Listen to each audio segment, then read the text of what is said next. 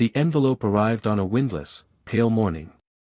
It lay alone in the mailbox, stark white with no stamp, no return address, only Emma's name scrawled in blood-red ink. The handwriting was sharp, jagged, almost inhuman.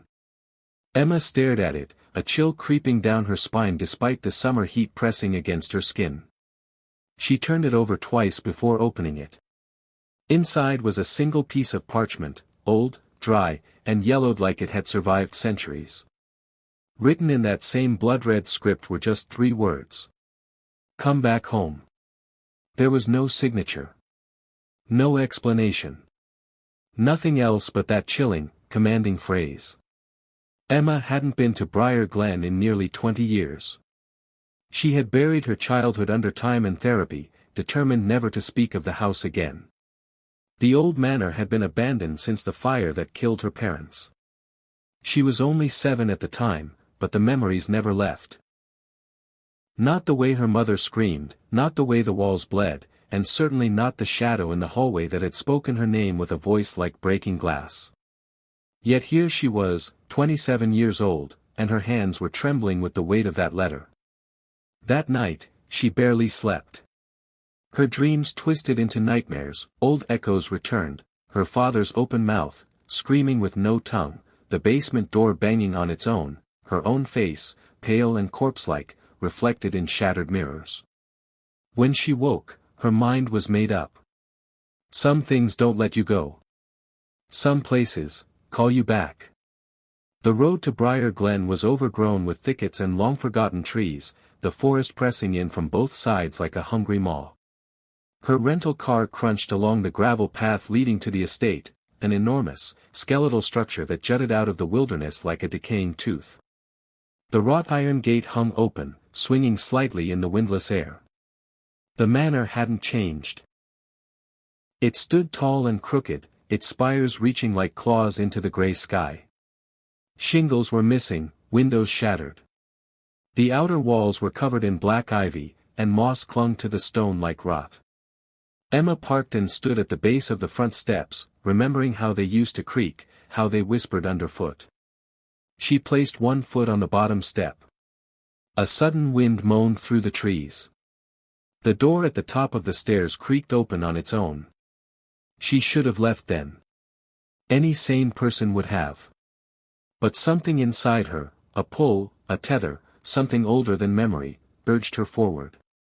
Inside, the house was darker than she remembered.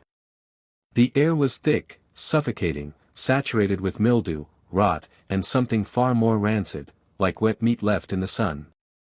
The wallpaper peeled in long strips, revealing wooden bones beneath, etched with scratches, claw marks, hand marks, gouges that spoke of struggle. The chandelier in the entryway was still intact, but each crystal was smeared with something black and tarry. She stepped through the threshold. The moment her foot hit the rotting wood floor, the door slammed shut behind her. All the lights went out. For a moment, there was only silence. Then she heard it. Thump. Drag. Thump. Drag. Something heavy was moving down the hallway upstairs. Emma froze, every instinct screaming to run, to escape. But her legs betrayed her, rooted to the spot by fear or something more sinister. Then, slowly, the lights flickered back on, not all at once, but one bulb at a time, like something walking slowly toward her through the wires. She turned around. The door was gone. Not closed. Gone. Only a solid wall stood where it had once been. Emma spun in place, panic growing. Every hallway seemed longer than it should be. Every door led to another version of the same room, a living room choked in cobwebs, a dining room set for a feast long spoiled, a kitchen with knives still stuck in the walls. She passed a mirror. She paused. In the reflection, she saw herself, but her eyes were black. Not shadowed. Not sunken. Black. Pure, liquid ink. She turned to check, her real eyes were fine. Normal. But the reflection stayed twisted, smiling slowly, unnaturally, wide. The mirror cracked without sound. The Emma inside it didn't move with her. Instead, it raised a hand and pressed it against the glass. She ran. She didn't know where to, just away, from the mirror, from the creaking, from the growing sound of something following. Her footsteps echoed too loudly, delayed like something else was mimicking her, mocking her, closer every second. She stumbled into the parlor. The air was frigid. The walls were smeared with handprints. Bloody. Child-sized. Too many to count. The fireplace lit itself, casting the room in hellish orange. In its flickering glow, she saw them. Photographs. Hundreds of them. Old Polaroids.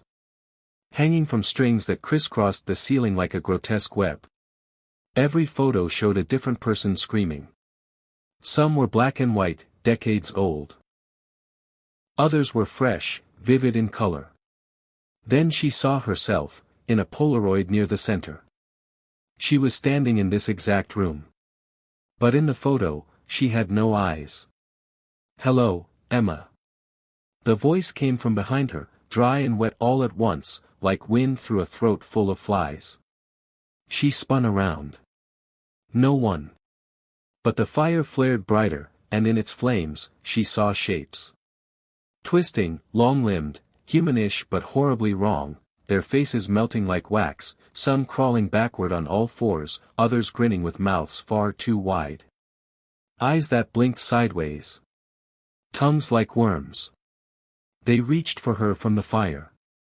Emma screamed and fled, the house moaning around her like it resented her trespass. The floor buckled beneath her feet as if the wood itself were trying to breathe. The hallway twisted, literally bent, warping sideways until the ceiling was the wall and the floor was slanted like a funhouse designed by demons. At the end of the hall, a door waited, one. She remembered. Her childhood bedroom. She reached it, breath ragged, fingers trembling. She opened the door. And found herself inside. Not a reflection. Not a hallucination. Another Emma. Sitting on the bed. 7 years old. Pale.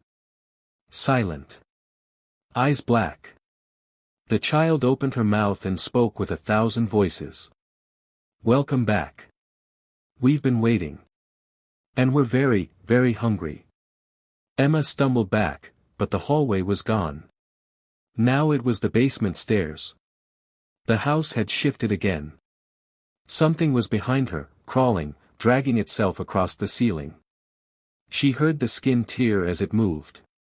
Smelled the rot. Heard it whisper her name. Her foot moved on its own, one step down, then another. And as she descended, the light from above grew dimmer, colder, until everything was swallowed in pure black. Then came the whisper, right next to her ear. "You belong to the house now." The darkness was absolute. Emma held her breath, hand groping along the stone wall of the basement stairwell, her fingers tracing damp, pulpy moss that pulsed faintly beneath her touch. Each step downward groaned like it resented her weight, as if the house were reconsidering whether to allow her further into its bowels or swallow her whole. Somewhere above, she could hear the echoes of things moving, scuttling, dragging, laughing. But down here, it was worse. Far worse. The air was wet and dense, thick with the scent of sewage, iron, and something else. Something sweet and rotting, like old fruit left to fester in blood. Her lungs burned with each breath. Still, she continued. Her phone had no signal. No flashlight. It wouldn't even turn on anymore. Time was meaningless in the pitch black, and with every second, a voice crept closer to her mind. It didn't speak in words. It spoke in images. Memories. A pair of gloved hands holding her down as she screamed. A cellar door slamming shut above her tiny head. A whisper, "Good girls don't open forbidden doors." Emma gasped and nearly tripped as the stairwell ended. She stumbled into ankle-deep muck. Her shoes sank with a sickening slurp. The floor was soft and warm, too warm. There was a light now. A dim, reddish glow emanated from cracks in the stone walls, like veins glowing beneath diseased skin. And then she saw it. The door. It stood at the far end of the chamber. Massive. Blackened wood covered in chains, each one etched with names, hundreds of them. Some scratched out. Some freshly carved. And right in the center, as if waiting. Emma Thorne. Her name was still bleeding. She backed away, but the wall behind her had become flesh. It pulsed. Veins throbbed beneath its semi-translucent surface. Her back pressed against it involuntarily, and she felt it shudder at her touch, like it was aware of her. Something inside moved. She screamed, tearing away as the wall exhaled, releasing a cloud of spores that danced like fireflies made of shadow. They latched to her skin, stung like static, then dissolved, whispering her name in tiny hisses. The chamber brightened slightly, revealing faces in the stone. Half submerged. Screaming. Agonized. She recognized one, her mother. Mouth open in eternal terror. One eye missing. The other rolled sideways, following Emma as she stumbled toward the chained door. Emma sobbed, not even realizing she'd begun to cry. Her voice echoed strangely down here, like the sound was being devoured. Then she heard it again. The crawling. A wet slap of limbs. A wheezing breath. Something moving, slowly, backward.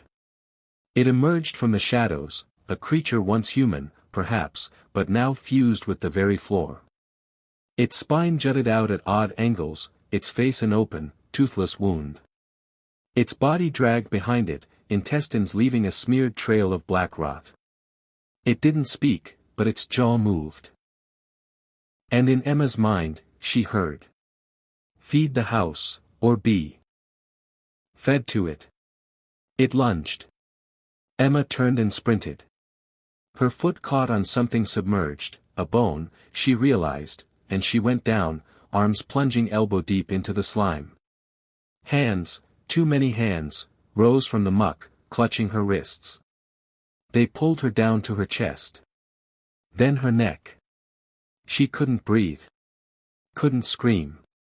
And then, light. Blinding. White. She woke up in her old bedroom. Clean. Bright. Morning sun filtered through the window. The sheets were floral. Her teddy bear lay next to her, just like it used to when she was small. Was it a dream? Emma sat up slowly. A breakfast tray was beside her. Pancakes. Juice. Syrup smiley face. A small note in the center of the plate. Good girls don't open forbidden doors. Her stomach turned. The syrup on the pancakes began to move. It wriggled, convulsed, and slowly crawled off the plate, forming tiny centipede-like limbs. The juice bubbled and changed color, becoming black, tar-like, swirling with tiny screaming faces. Emma leapt from the bed. The walls of her room began to peel. Beneath the floral wallpaper was meat. Muscle. Pulsing tissue. Veins. And it was closing in. She tore open the bedroom door. Only to find herself standing outside. This Emma looked older. Emaciated. Her skin hung like wax drippings. Her hair was white and falling out. Her eyes, again, were pure black. Don't fight it, the doppelganger whispered, it's already inside you. You left the door open. I didn't, Emma gasped, backing away. Yes, you did, it smiled. You came back. You always come back. And now it remembers you. The older Emma reached out, her hands stretching too long, fingers cracking and elongating, the bones poking through like jagged thorns. Emma slammed the door, but the room was gone. She was back in the hallway. Only now it was bleeding. The walls wept thick, black fluid. The carpet breathed beneath her feet, and mouths began to open in the wallpaper, dozens of them, whispering, screaming, laughing. One of them was her father's. "You're home, baby girl. Come see the basement again. It's hungry." She ran.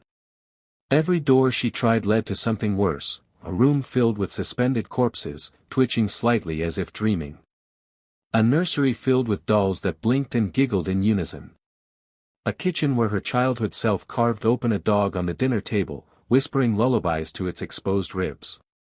She finally found a door that opened into a stairwell. It led up, to the attic. She climbed desperately, ignoring the creaks and groans, the sounds of something scratching from the inside of the walls. The attic was dim, lit only by candles forming a ritual circle. And in the center of it, the book. Bound in flesh. Stitched with human teeth along the spine. Its cover was breathing. She remembered it. Not from childhood. From her dreams. From her nightmares. It opened by itself. The pages flipped, screaming as they turned. And there, etched in living ink, was a drawing of her. Right now. In this room. Standing exactly as she was. And beneath it, the words. "The house has chosen. The feast begins." The attic door slammed shut behind her. And then the floor dropped. Emma fell through the boards, crashing into darkness once more. Only this time, she didn't land on the floor. She landed on something soft. Something that breathed beneath her. The house had flesh now. And it wrapped around her. Emma was no longer falling. She was sinking. Into warmth. Into wetness. Into something that throbbed inside as though it had lungs, massive, heaving lungs that breathed beneath her body, pulling and releasing her into the very architecture of the house. Her hands clawed through layers of something soft and tissue-like, sticky and elastic like decaying muscle. It stretched with her, resisting, as if the house were deciding whether to let her go or absorb her whole. She opened her mouth to scream. A tongue slid across her lips. Not her tongue. A tongue from the floor. It licked her cheek, wet and long and too warm, leaving a film of mucus behind that burned her skin. Emma screamed, scrambling upright, but her arms sank into the surface. The floor had become flesh, smooth and hairless and veined, moaning beneath her every movement. She looked down and saw that it was a face. A face without eyes, pressed flat into the floor, skin stretched too thin, its mouth opening with hers, mimicking every breath, every sound. She was on a living body. One the size of the entire house. Then came the noise. A deep growl, not from any beast but from beneath, from the bowels of the house. A hunger, ancient and insatiable. The walls trembled. The support beams twitched like tendons, and the air filled with the sharp, sweet smell of decay. Emma crawled off the face, stumbling through a writhing hallway that seemed to close and stretch with every step. The pictures on the walls were gone, replaced with peeled skin stretched like canvas. On each piece, faces were sewn, crying, twisted, their mouths wide with silent screams, some moving faintly as if still alive. And from the end of the corridor came a voice. Not one. Many. All in unison. You should not have come back. Now, you will feed the house. Emma backed into a room and slammed the door. It didn't help. The room was a mouth. The floor was a tongue, red and ridged. The walls pulsed with muscle, saliva dripping from the ceiling in thick strands. She turned toward the door, but it had vanished. The lips closed behind her. Everything quaked. The house was swallowing her. She dropped to her knees as the floor convulsed, gagged, and began to pull her forward, toward the center of the room, toward a gaping hole lined with teeth the size of butcher knives. She screamed, grabbed the base of a warped dresser. It buckled and cracked in her grip as the floor tongue twitched and groaned, dragging her slowly toward the mouth. The dresser cracked open. A head rolled out. Her father's. Eyes gone. Lips sewn shut. Still bleeding. Emma shrieked and let go, flailing as the slick floor sucked her in further. The teeth gnashed in anticipation. Then, a hand burst through the floor near her, grabbing her wrist. It was hers.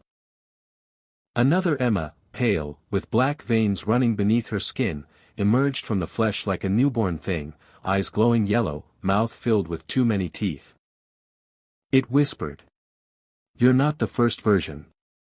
Just the ripest one." The doppelganger dragged her away from the mouth. Just before the jaws snapped shut.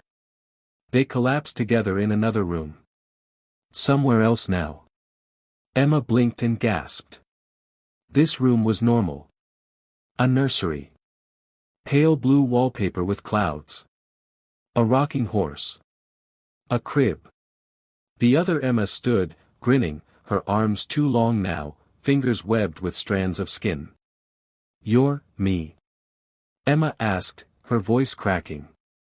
"No," the thing said. "You were one of many. A seed.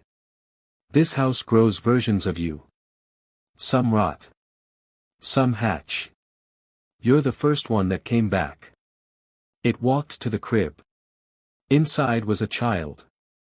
A twisted infant with Emma's eyes, but its skin was translucent, its organs pulsing visibly beneath, and its mouth opened vertically, like a leech.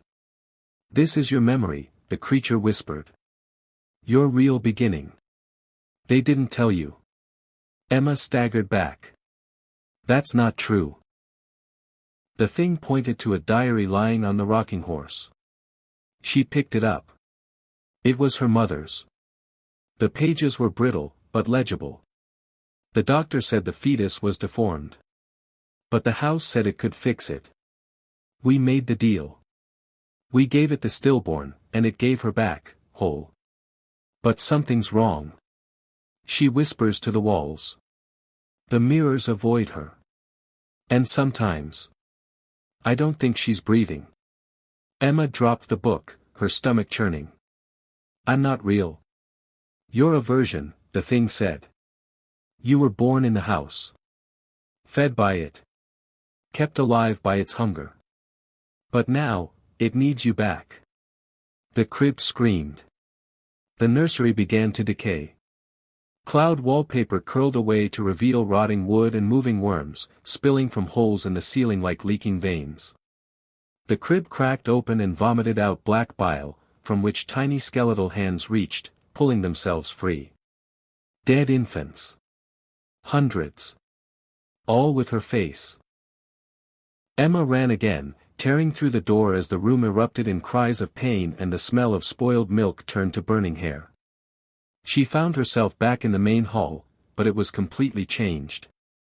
The stairs were made of bones, knotted together by sinew.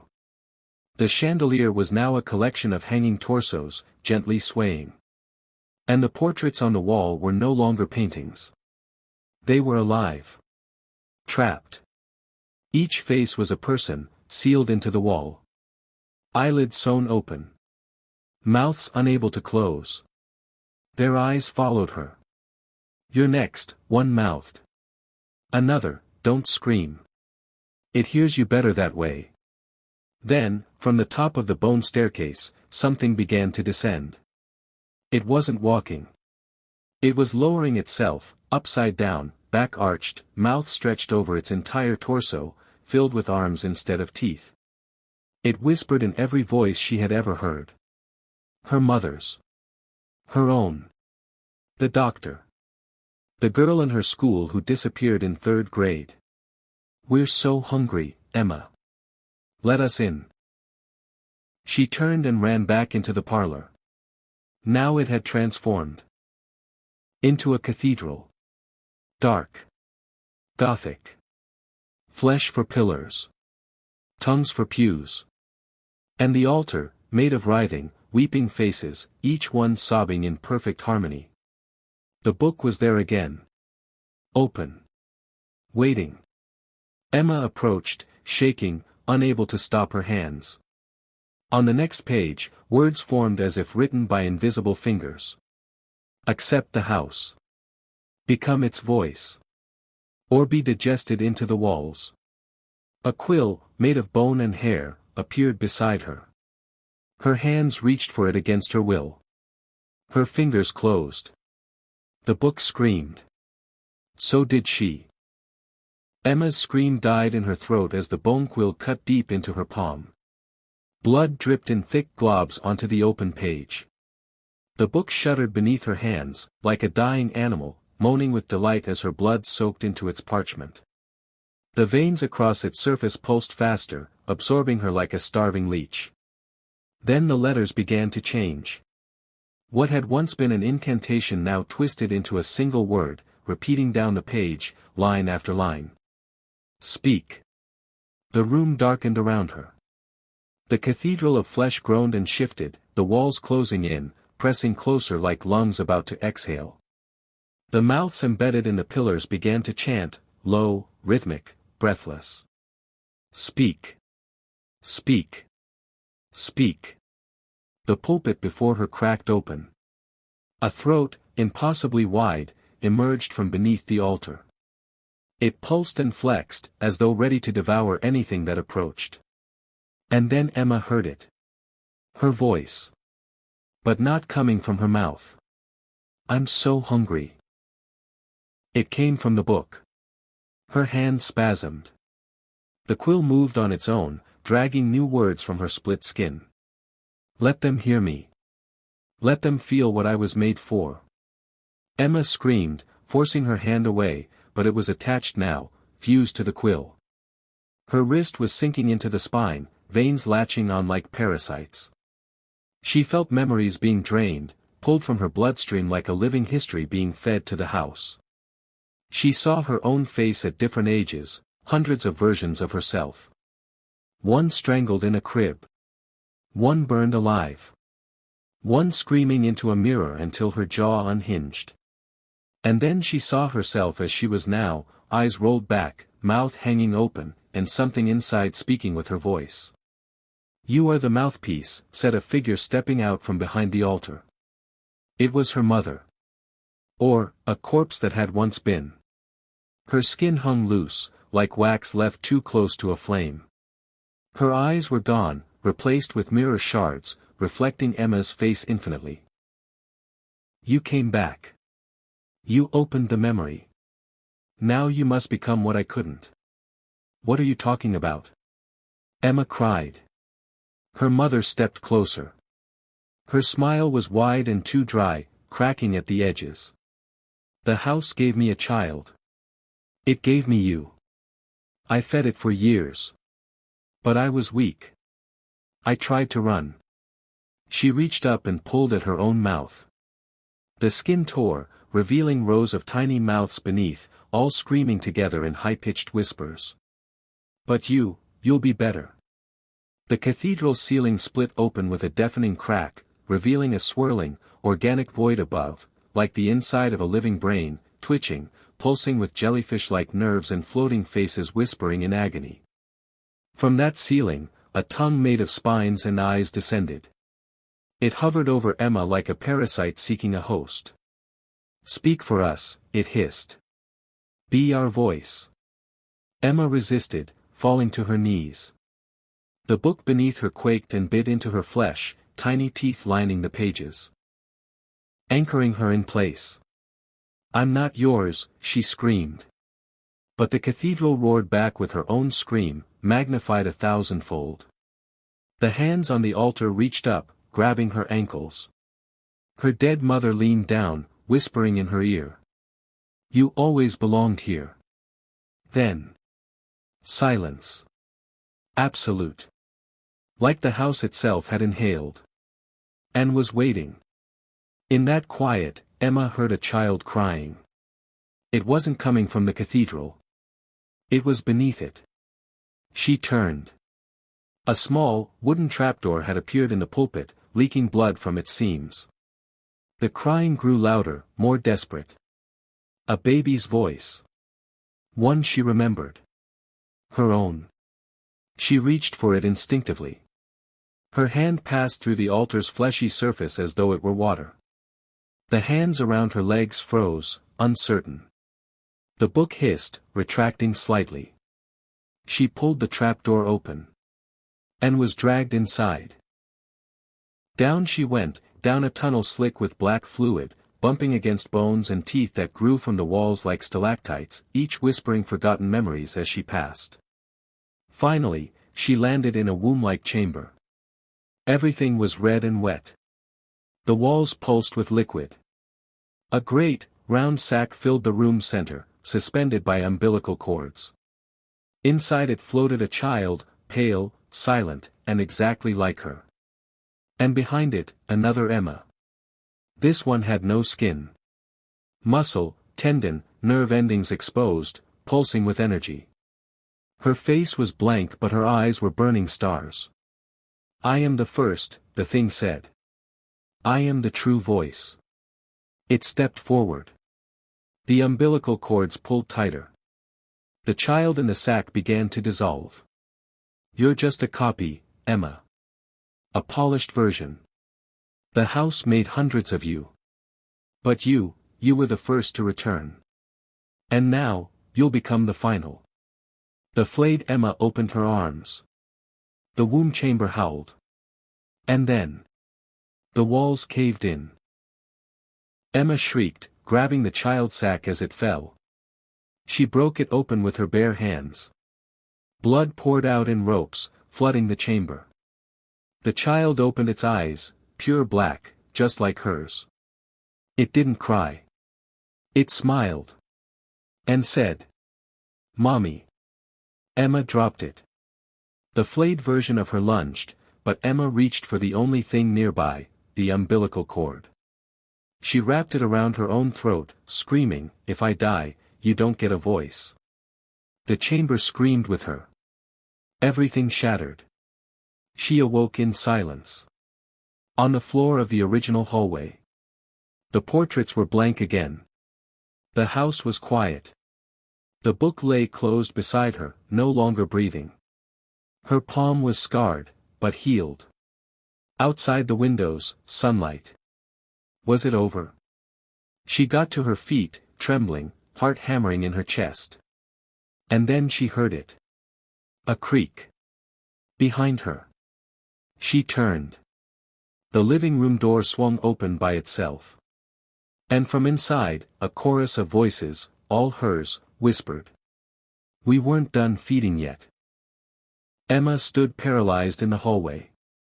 Her breath came in shallow gasps. Her hand, scarred, throbbing, tingled with a warmth that didn't feel like blood. It felt like something inside her had changed. The door to the living room stood open, leaking darkness instead of light. And the whispering voices, the ones that sounded like her, echoed with a sickening harmony that made her stomach churn. "We weren't done feeding yet." Emma stepped back. The boards creaked under her feet, groaning as though protesting her movement. The air grew thick again, like she was breathing through cloth. Her vision blurred at the edges, and a sudden ringing surged through her ears. She turned, intending to run back toward the front door, but froze. The hallway behind her was gone. In its place was a long corridor of doors, all identical.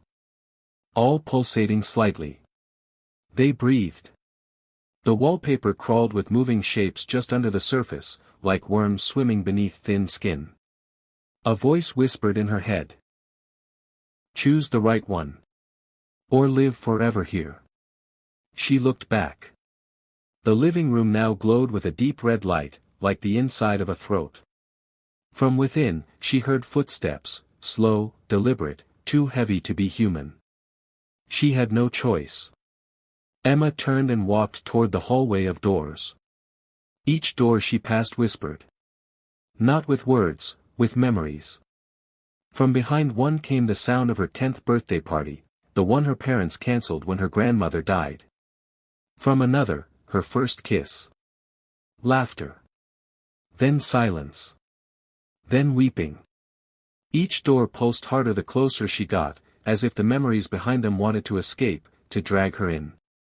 She stopped at a door with no sound. It was darker than the others. The frame blackened. Cold to the touch. Something told her this was the right one. She opened it. She was back in her childhood bedroom. Exactly as it had been when she was 8. Toys on the shelves. Glow-in-the-dark stars on the ceiling. Her old rabbit plushie, Benny, resting on the bed. Even the tiny crack in the windowpane was there. She stepped inside. The air was still. Warm. Almost peaceful. She let out a trembling breath. "Emma," a voice said behind her. She turned. Her father stood in the doorway. Not the corpse she saw earlier. Alive. Young. Smiling. But something was off. His smile didn't reach his eyes. His hands trembled slightly, as if trying to stay still. And when he blinked, his eyelids were sewn with tiny stitches. Just barely holding together. "Daddy," she whispered. He stepped closer. "You shouldn't have opened the book," he said, softly. "It remembers. And now it wants, all of you." His mouth opened wider than any human mouth should. It split down the middle, revealing rows of baby teeth, too many, packed like kernels. Emma backed away. "You died," she said. "I saw your head." "This house doesn't kill," he replied. "It copies. It takes pieces of you. It stores them. In here." He tapped his chest. It sounded hollow. "The parts that hurt. That you tried to forget. All of us, the ones left inside, we're what you buried." He opened his arms. The walls of the room peeled away. Behind them was a void. A floating graveyard of rooms. Each one identical, a perfect recreation of different parts of her past. She saw herself through windows, crying after her dog died, screaming during her first panic attack, lying silently after her mother slapped her for something she didn't do. Each room floated in place, tethered by red strings of nerve and vein, connected to a massive, beating organ in the center. A heart. The house's heart. And it was made of people. Hundreds of them. All Emma. All twisted, broken, half-born or decomposing, merged together in a pulsating, wet mass of flesh and memory. They saw her. And began to scream. "We are the ones left inside," they shrieked in unison. "You left us behind. You let us die. You chose to forget." One version stepped forward. She had no skin. Just muscle and bone. "I am the night you almost jumped." Another emerged. Her body covered in cigarette burns. "I am the punishment you took to feel something." Another. Pregnant. Crying. Hollow. "I am the child you never had. I rotted in your dreams." Emma fell to her knees. The memories hit her like a wave, overwhelming, unbearable. Every pain. Every trauma. Every suppressed moment. They surrounded her. Clawed at her. Pulled her into them. Her body began to split, painlessly, like clay softening under heat. They were trying to add her to the heart. "Let go," one whispered. "Become us. We are real. You are the lie." She fought to breathe. Her mouth opened to scream, but no sound came out. Instead, a voice, her voice, began to speak from her chest. "I am the forgotten. The damaged. The consumed. I am the voice of the house. And I will not be silent." Emma convulsed. Her eyes rolled back. From her back sprouted roots of flesh, like bloody wings. Her spine cracked open and another mouth formed there, wide, gnashing, spitting red. The others screamed, not in triumph, but in rage. "She's taking it. She's taking the house." They surged forward, but she rose, half Emma, half house. She spoke, and the room shattered. I remember everything. The scream was not human. The heart shrieked. The rooms collapsed. One by one, the broken Emmas burst into black smoke, dissolving into cries of agony and ash. The void was imploding. Then. Silence. Emma awoke. On the front lawn of the house. The sun was rising. Her skin was whole. Her voice was her own. Behind her, the house stood still, rotting, shrinking, decaying into itself like a creature that had eaten its last. It let out a final, gasping sigh, one that echoed with 1,000 dying voices. Then it caved in, the roof collapsing, the walls folding into the foundation, like a creature retreating back into a wound. It was over.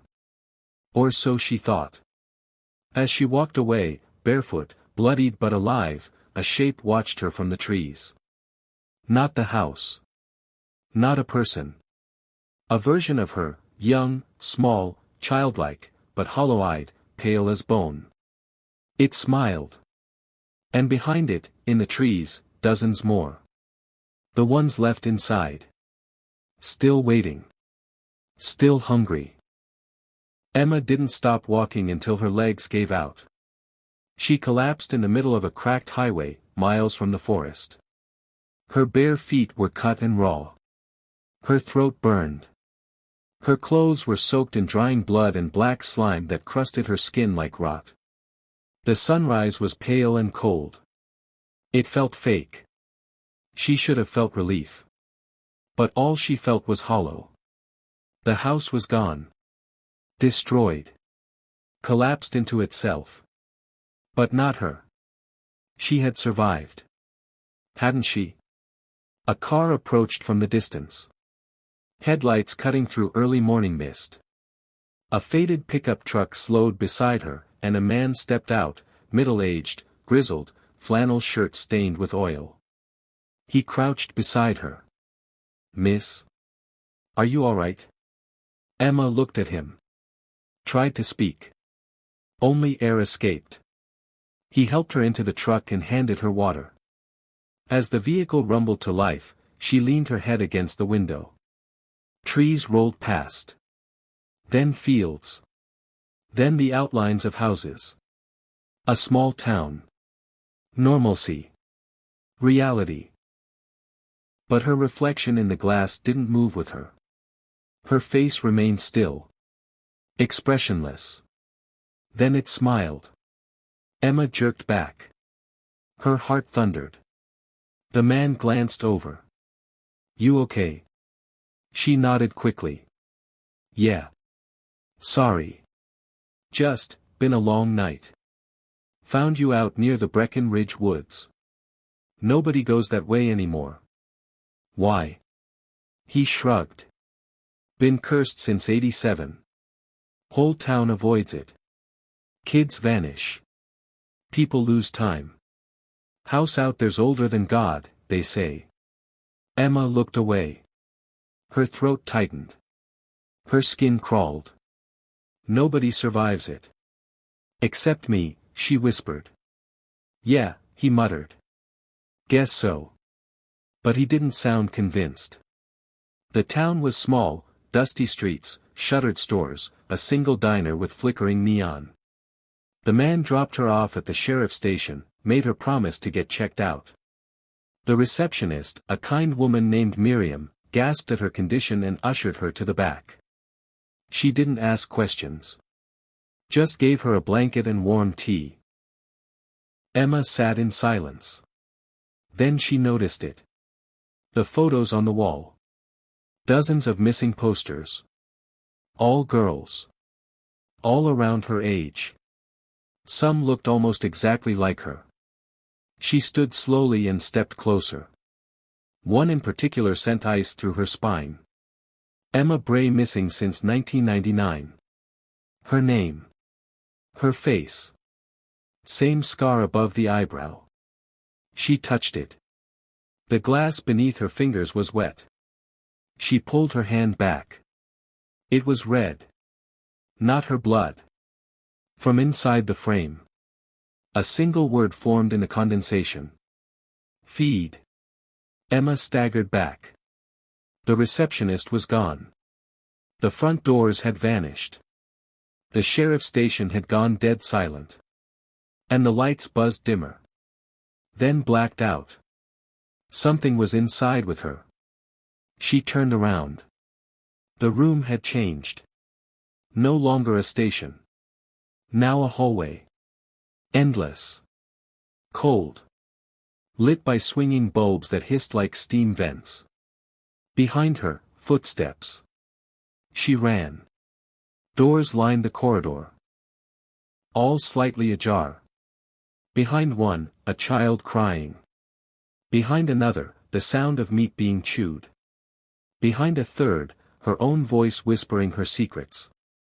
She ran faster, heart jackhammering. She stopped at a red door with no sound behind it. Pushed it open. She was back inside the house. But this time, it was inside her childhood home. Her family's living room. Same beige carpet. Same chipped coffee table. Same flickering TV. Her mother sat on the couch, smiling, knitting something that bled into her lap. Her father sat beside her, headless, mouth still chewing on a twitching hand. And on the floor, a small girl. Bald. Gaunt. Pale. Twitching. Emma. The girl looked up. You left me behind. Emma backed up. No. I survived. I got out. The girl stood. Her eyes were black voids, leaking dark fluid that hissed as it hit the carpet. You didn't escape. You dragged it with you. The room folded, walls bending inward like paper in fire. Furniture melted into flesh. The TV cracked open. Screaming as mouths burst from the screen and spoke in perfect unison. You opened the book. You became the voice. Now we are part of you. Emma screamed. The skin of the floor split open beneath her feet, revealing a mass of teeth grinding in anticipation. She fell. She landed in a hospital. Clean. Cold. Bright. Machines beeped around her. Wires ran from her skin. And 4 dripped into her arm. Doctors surrounded her. Nurses whispering. She couldn't move. A face leaned into view. Dr. Whitmore. Psych eval specialist. Welcome back, Emma. You've been asleep for 3 months. She stared. Where? You were found outside Brecon Ridge, he said gently. Screaming. Covered in blood. We've been treating you ever since. She wanted to believe it. She wanted to believe this was real. Then he smiled. And she saw the mouths inside his own. Small. Lined like teeth. Chewing. Breathing. The 4 in her arm pulsed black. She ripped it out. The machine alarms blared. But no one came. The room faded into darkness again. And once more she stood in front of the book. This time it floated in the air. Pages turning on their own. Words forming. You are the new heart. You carry us. You feed us. The book slammed shut. Emma fell to her knees. Something was growing inside her. Something that moved. She looked down. Her belly pulsed. Hands pressed against the skin from the inside. Too many hands. Fingers. Tiny mouths licking from within. She clutched her stomach, sobbing. I'm not yours, she whispered. Not anymore. Then. Silence. She woke up again. In a hospital. Again. This time, in restraints. The nurse was kind. You've had a breakdown, Emma, she said softly. You've been here before. We're going to help. No more hallucinations. No more house. Emma stared at her. And the nurse's face peeled away, revealing her own. We are all you now. Emma screamed. The room exploded in light and sound. And when it all cleared, she stood alone in the hallway. Back at the house. As if she had never left. The doors pulsed again. The portrait smiled. And the book was waiting. She had returned. Not by choice. Not by mistake. But because the house had never left her. It was inside now, woven into her spine, whispering beneath her skin, pulsing behind her eyes like a second heartbeat. Emma stood before the book again. But it wasn't bound in leather anymore. It was bound in faces, stretched, twisted, screaming. Hers. Over and over. The book opened itself. Blood spilled from the pages. Letters crawled like insects, reforming themselves with every second. This is the end of you. And the beginning of us. She tried to run. The hallway stretched like melted wax, endless and warping. Her footsteps squelched as the floor beneath her softened into flesh. She looked down. Veins. Nerves. A single, blinking eye in the floor followed her. She screamed. Hands burst from the walls, not to grab her, but to claw themselves apart. Tearing open flesh to make way for something behind them. A mouth. No, a corridor of mouths. Each whispering. We missed you. We were so hungry. And now, you're ready. Emma stumbled into a massive room. A cathedral made of bone and sinew. The ceiling rose into darkness. The walls were lined with figures, replicas of her, crucified upside down, some twitching, some long-rotted, all smiling. The altar was alive. A colossal Emma, grown monstrous, body bloated and fused with the architecture, arms stretched out into wings of flesh, opened her eyes. They were hollow. But they saw everything. You fed us with memory, the creature said, voice echoing like 1,000 weeping voices. You brought pain. Regret. Guilt. And now, we give you purpose. From the corners of the cathedral, the ones left inside emerged. Thousands. All versions of her. Some burned. Some eyeless. Some fused with furniture. Some barely human. They circled her. Chanting. The voice must become the heart. The heart must become the house. The house must feed. Emma screamed and tore at her skin, trying to peel them away, her past selves, her guilt, her pain. But it was too late. They weren't memories anymore. They were alive. They began to enter her. Not with force, but with acceptance. Her body split open, not with pain, but with release. She felt every trauma she'd ever buried, every betrayal, every loss, every whispered lie she told herself, returning. Not as flashbacks. As entities. They climbed into her. Crawled through her mouth. Entered through her eyes. She welcomed them. Her legs cracked. Her spine split open, growing roots. Her arms bloated. Her mouth widened across her face, swallowing her nose, her eyes. She laughed as rows of teeth burst through her stomach. Fingers split into claws. Skin stretched and tore. Hair burned away. She wasn't Emma anymore. She was the new house. The cathedral trembled with joy. Outside, far away, back in the normal world. A young boy, lost on a hiking trip, stumbled upon the ruins of the old house in the woods. His flashlight flickered. He heard a voice. Feminine. Warm. Are you lost, sweetheart? He turned. Emma stood there. Beautiful. Smiling. Calm. Whole. You can come inside and rest, she said. It's safe now. He nodded. Took her hand. Walked into the impossible house that stood where there had once been only ash. Behind him, the door shut. The house sighed. The lights went red. The walls pulsed. And in the deepest chamber, Emma's new mouth opened. Feed. Epilogue. In every town, there are places people forget. Houses that no longer appear on maps.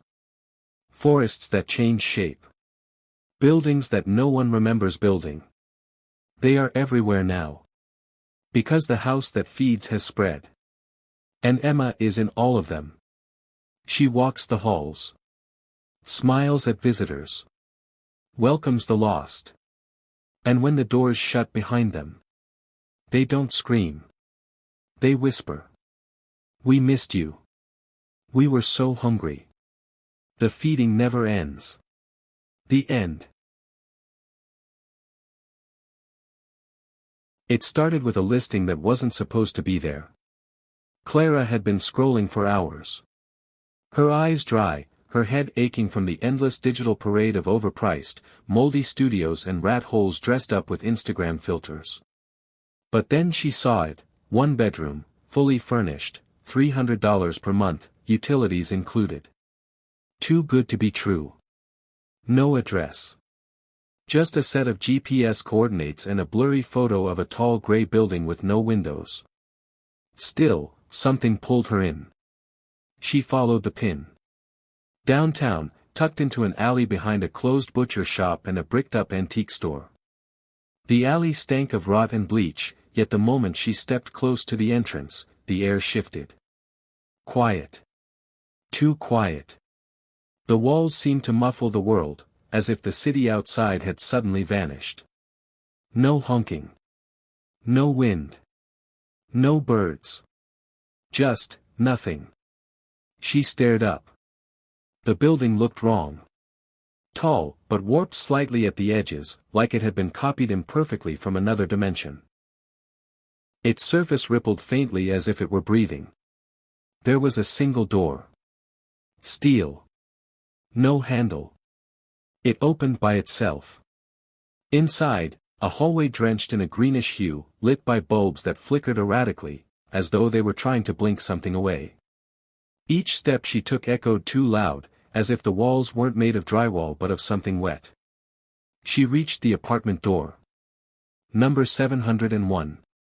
But she hadn't taken an elevator. Hadn't walked upstairs. And there had been no other doors. Still, the key she'd found in her pocket fit perfectly. She opened the door. And stepped inside. It was beautiful. At first. Vintage furniture, deep red velvet curtains, a Persian rug, tall antique lamps, a clawfoot tub in the bathroom. Too perfect. Too arranged. Like a set. Like something had studied humans and recreated cozy by following a checklist, not experience. But Clara was broke. And tired. And the place didn't just feel like a dream, it felt like a trap she wanted to fall into. She put her suitcase down. And noticed the camera. It was embedded in the wall above the living room mirror. Not a webcam. Not visible tech. But an eye. Organic. Round. Yellow. Blinking. She screamed. And it blinked again. Then vanished, melting into the wall like a drop of ink in water. Her phone buzzed. Welcome home, Clara. You'll be safe here. Just don't listen to the walls. That night, she couldn't sleep. The apartment creaked like an old ship. But the creaks had rhythm. Pattern. Intention. They responded when she moved. When she breathed. When she whispered. And then came the smell. Something beneath the floorboards. Something sweet and rancid, like decaying flowers wrapped around rotting meat. She tried to trace it. Crawled into the hallway, gagging. The walls were breathing now. Literally expanding and contracting, pushing faint air into the corridor. Warm, moist, rank air. She touched the wallpaper. It pulsed. A vein beneath it twitched. And the whispering began. Not English. Not even words. Just hissing. Clicking. Dry, wet sounds like someone choking on hair. She stumbled back into the apartment. And froze. Because now, there were photos of her on the walls. Not old photos. New ones. From moments ago. Sitting on the couch. Walking into the building. Sleeping. One of her looking into the mirror that now no longer reflected anything. And in every photo, there was something behind her. A tall, pale shape with no face. She screamed again and tried to leave. The door was gone. Replaced by a wall of stitched fabric, patches of human clothing, shoes, hair, and skin, sewn together with long strands of what looked like black vein thread. She ran to the window, no longer there. Only a smooth, pulsating wall that whimpered when she touched it. Her phone buzzed again. Don't run. It hears panic. Just be quiet. Be still. Be grateful. She threw the phone. It bounced once. Then slithered across the floor into the shadows. Something licked the carpet where it landed. The whispers turned to murmurs. Then to moaning. She followed the sound to the closet. It opened slowly. Inside was a hole in the back wall. Wide enough for her to crawl through. She shouldn't have. But what choice did she have? She entered the hole. It was warm. Wet. She slid for what felt like miles, down a fleshy chute, walls slimy, stinking of blood and rust. When she landed, it wasn't in another room. It was inside something alive. There were others. Naked. Shivering. Huddled in fleshy pods like amniotic sacs hanging from the ceiling. They whispered. Some were missing lips. Eyes. Limbs. One reached out to her and gasped. You came too late. It knows your name now. You're next. She screamed. And the walls screamed back. The flesh peeled open in places. Eyes. Hundreds. All opening at once. The pods began to shake violently. The people inside convulsed, screaming in unison, repeating Clara's name in reverse. Erok. Erok. Erok. The floor split beneath her. She awoke back in the apartment. Perfect again. Clean. Quiet. Morning sun glowed through the window, now real, now showing the city again. Had it been a dream? She stood up. Walked to the bathroom. Looked in the mirror. And saw. Nothing. Her reflection was gone. But a voice behind the glass whispered. Welcome to your new self. The silence begins now. Clara didn't leave the apartment that morning. Not because she didn't want to. Because she couldn't. The door was back, ordinary, plain brown wood with a bronze knob. But every time she turned it, it led not to the hallway, but to a copy of the apartment itself. Slightly wrong. The walls leaned. The shadows didn't match. The couch was made of leather that breathed beneath her hands. And on the table, something was waiting. A box. Black. Slick. Beating like a heart. There was a note on it. You brought this here. Open it. Her fingers trembled as she touched it. The moment her skin brushed the surface, it became soft, like skin or rubber stretched too tight. It pulsed beneath her fingertips, warm and wet, as if it had been buried inside something alive. When she opened it, the smell hit her like a punch. Decay. But not of flesh, of memory. Old perfume, her mother's closet, pages of waterlogged books, the faint sour scent of regret. Inside, a single object. A mirror shard, jagged and bloody along the edges. And in it, she saw herself. But her mouth was stitched shut. She stumbled backward and dropped the shard.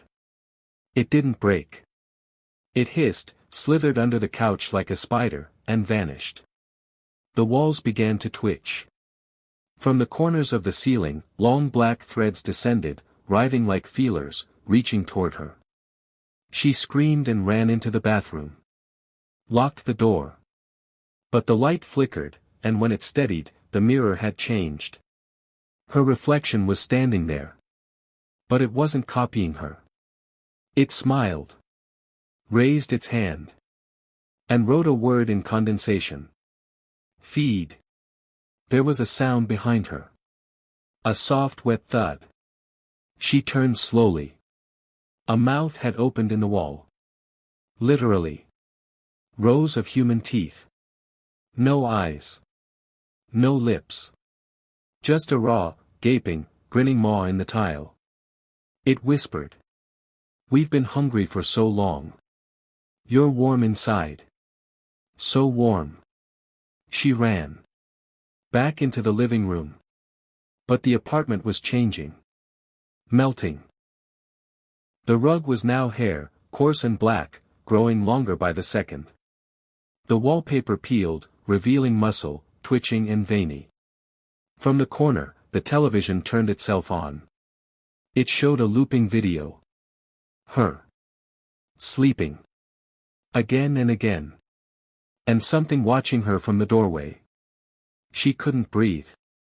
She screamed until her voice cracked. And then the floor cracked too.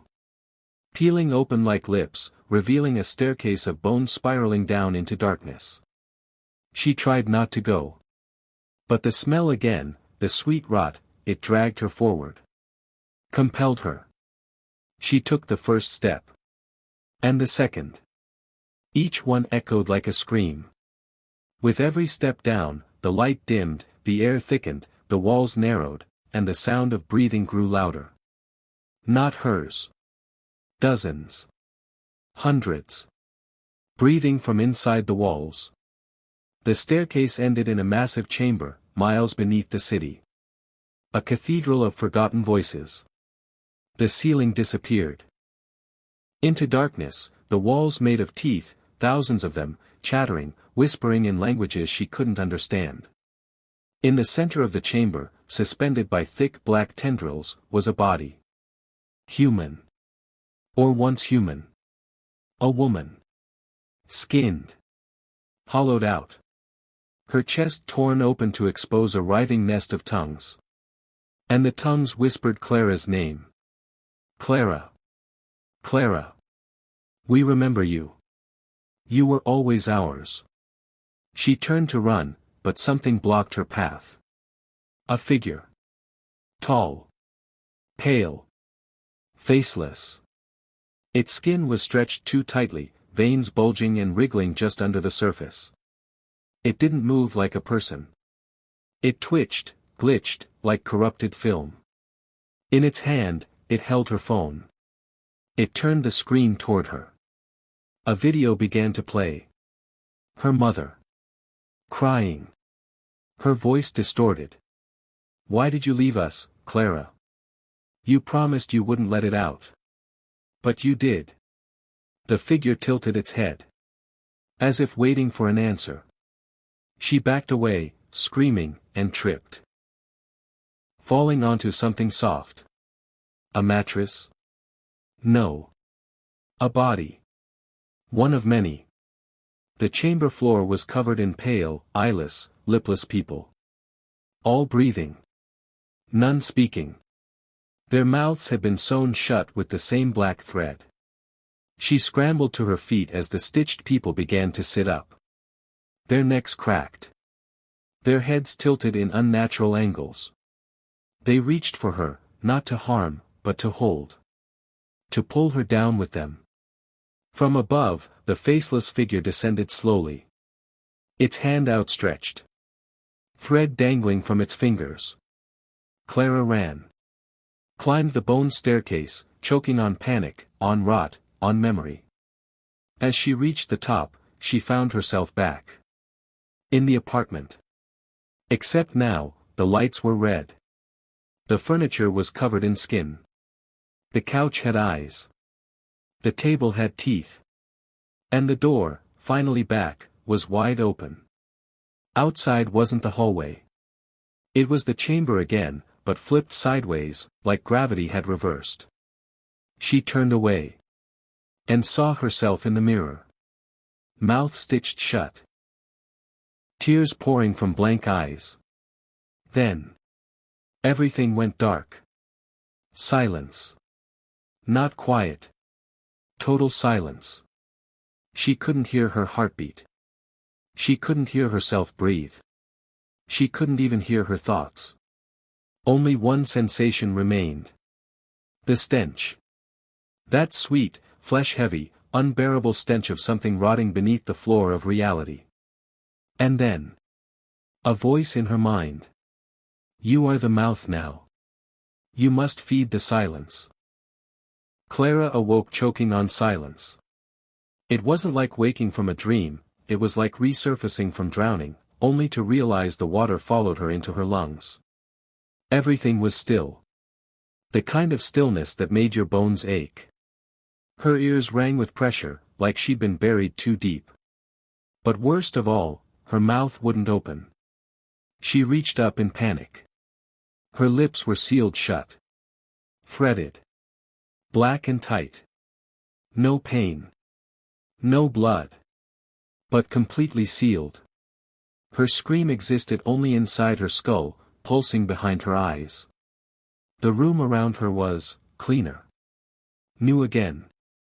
Too new. She was back in the apartment. But not her apartment. The furniture was different. The wallpaper was soft blue now, and the windows showed nothing but gray fog. No city. No sun. She staggered to her feet, every muscle aching like she hadn't moved in weeks. On the wall, photos. Not of her this time. Others. All staring forward, hollow-eyed. Their mouths missing or sewn shut. Their names etched beneath in something too red to be ink. Her fingers trembled as she followed the pictures around the room, rows and rows of faces. Hundreds. Maybe thousands. All the same fate. All residents. All trapped. She moved to the bathroom, hoping, begging, the mirror might offer some clue, some sign she was still human. But what she saw made her fall to her knees. Her face was different. Not stitched now. Not quite. Instead, her lips had become skin, sealed over like scar tissue, smooth and blank, as if a mouth had never been there. She clawed at it, sobbing silently, but it didn't tear. The glass rippled. And something inside it watched her. A tall, emaciated figure moved just behind the surface, as if submerged in liquid glass. It raised one long finger and wrote on the inside. There is no escape. Only rolls. Behind her, the closet creaked. Not like wood creaks. Like something exhaling through a mouth full of teeth. She turned. The closet was open. Deep. Dark. And from within came the smell. That unbearable, sweet rot. She took a step closer. Then another. A whisper danced across her sealed skin, not sound, but vibration. Something ancient. Something hungry. She entered the closet. Inside, the world changed. No more apartment.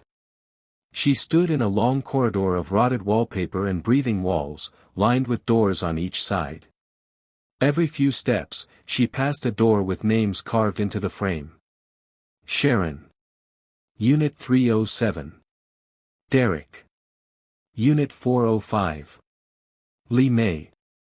Unit 709. She recognized none of them. But her body knew. Her stomach churned. Her knees weakened. And behind each door, she could hear them. Whispers. Gags. Scratches. The sounds of people trapped with themselves. She opened one. A man sat on the floor. Naked. Skin pale and thin, stretched over bone. His mouth was gone. So were his eyes. But his hands scribbled endlessly on the floor with his own blood. Don't feed it. Don't feed it. Don't feed it. Again. And again. He didn't even notice her. Just rocked. Then suddenly froze. His head snapped toward her. Though he had no eyes, he saw her. He screamed, inside her head. Not words. Just pure, inhuman terror. She slammed the door shut. She kept moving. Every door was worse. One led to a woman folded in half backward, crawling upside down, sobbing without sound. Another revealed a boy in a crib made of bones, mouth stitched shut, eyes open and weeping ash. Another held nothing, just a gaping maw on the floor that breathed and whispered Clara's name. Each time she opened a door, the air grew heavier. She realized something: the apartment had grown tired of eating bodies. Now, it wanted identities. Memories. Souls. That's why the others were still here. Because they forgot who they were. And the moment they forgot, they became part of the house. She reached the final door. Her name carved into it. Clara. Unit 701. She didn't open it. Instead, she backed away. Turned. And saw the hallway stretch into infinity behind her. The walls now covered in skin, shifting, twitching, whispering. Every time she moved, the skin mimicked her motions. Every blink was copied by 100 lidless eyes. Every breath was echoed by wheezing lungs stitched into the ceiling. She began to run. Faster. Heart pounding. Behind her, the doors slammed shut, one by one. As if the house was sealing her fate. The hallway ended in an opening. A massive chamber she had seen before, the Cathedral of Flesh. But this time it was filled with rows of people. Upright. Still. All with mouths sewn shut. All with her face. Clara stepped forward, trembling. The Clares turned. One by one. And then a booming voice echoed from every direction, not sound, but mind. You were chosen because you listen. You were chosen because you do not scream. But you brought noise with you. You must atone. The floor cracked. Hands emerged, veined, pale, writhing like worms. They grabbed her legs. Pulled her down. Not into hell. But into a place with no language. She woke on the couch again. Sunlight. Normal room. Normal clothes. Normal face. She could speak again. She screamed. And the scream was absorbed by the air, like it had never happened. The doorbell rang. A knock. Then another. She opened the door. Outside stood a woman with a suitcase. Tired eyes. Familiar face. Hi, the woman said. I saw the listing. Unit 701. Clara nodded slowly. Silent. And then, without meaning to, she whispered the words. Welcome home. Clara sat motionless as the new tenant explored the apartment. The woman's name was Mara. She was soft-spoken, kind. Wore a wedding ring but didn't mention a husband. Said she was looking for a fresh start. Clara only nodded, her throat dry as paper, eyes burning from sleeplessness. From time to time, Clara caught glimpses of Mara reflected in windows and mirrors. The reflections weren't right. They didn't copy her. They watched her. And smiled. By evening, the air changed. The temperature dropped without warning. Shadows thickened. Mara was in the kitchen unpacking. And Clara began to hear it again, the wet whispers, like something breathing through a veil. She turned on the TV to drown it out. Static. Then a burst of video. Her. Again. Sleeping. From the ceiling this time. The camera hovered over her motionless body, zooming closer and closer until it passed into her mouth, and then blackness. She turned it off. It didn't help. The silence was louder. Mara poked her head in, smiling. This place is strange, huh? It's like it's too quiet sometimes. Clara's lips twitched. She wanted to scream, "Run while you can." But something heavy pressed on her chest every time she tried. The apartment wouldn't let her warn anyone. It fed on silence. On secrets. It needed another mouth to seal. And Mara was already listening too closely. That night, Clara woke to the smell again. It was thicker now. Sweeter. Like sugar and raw meat. She rose in the dark. Mara's door was ajar. Soft light spilled out, flickering like candlelight. Clara pushed it open. Inside, Mara was asleep on the bed. But the walls were peeling. Strips of wallpaper tore themselves away to reveal raw, wet muscle underneath. And from the ceiling hung threads. Dozens of them. Suspended above Mara's mouth. Dripping. One thread pulsed slightly, lowering an inch. Clara stepped forward, too fast. The thread retracted in an instant, vanishing into the ceiling. The muscle twitched. The room went silent again. The next morning, Mara didn't mention anything strange. But Clara saw it. A thin line at the edge of her lips. Almost invisible. Black. Thread. The apartment had begun to work on her. One stitch at a time. It was feeding. Clara left the apartment. She needed answers. She needed someone who had been here before. She wandered the hallways, knocking on doors. Most were silent. Some didn't exist anymore. She knocked and her hand went through the wall. Finally, a door creaked open. Unit 313. An old man stared out at her. His eyes were cloudy, his skin translucent. His lips were sealed shut, not stitched, but grown together, like scar tissue. He didn't speak. He handed her a photograph. Clara stared at it. It was the building. From 50 years ago. Still under construction. In the center stood a group of workers. One had no face.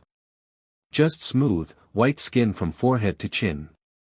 No eyes. No mouth. No soul. Beneath the photo, a word was scratched in shaky handwriting. It lives under the floor. She tried to ask him more. But he only pointed to the ceiling. Where mold had grown into the shape of a mouth. And then the door slammed shut. Clara returned to the apartment. Mara was humming. Off-key. Mechanical. She was folding her clothes, smiling too widely. Everything's so peaceful here, isn't it? Mara said. I haven't heard a car, a siren, nothing. Clara stared at her. Her lips. The black thread was now visible on both sides of her mouth. 2 stitches. The apartment was sealing her, slowly, like a ritual. Clara shook her head and retreated to the bathroom. She locked the door. Stared at her reflection. Her own lips had begun to tighten again. Not stitched. Not sealed. But reluctant to move. As if speaking was no longer part of her. From behind her, the mirror rippled again. Something inside it waited. Not the faceless one this time. Something older. A mouth. Made of 1,000 mouths. It opened and whispered.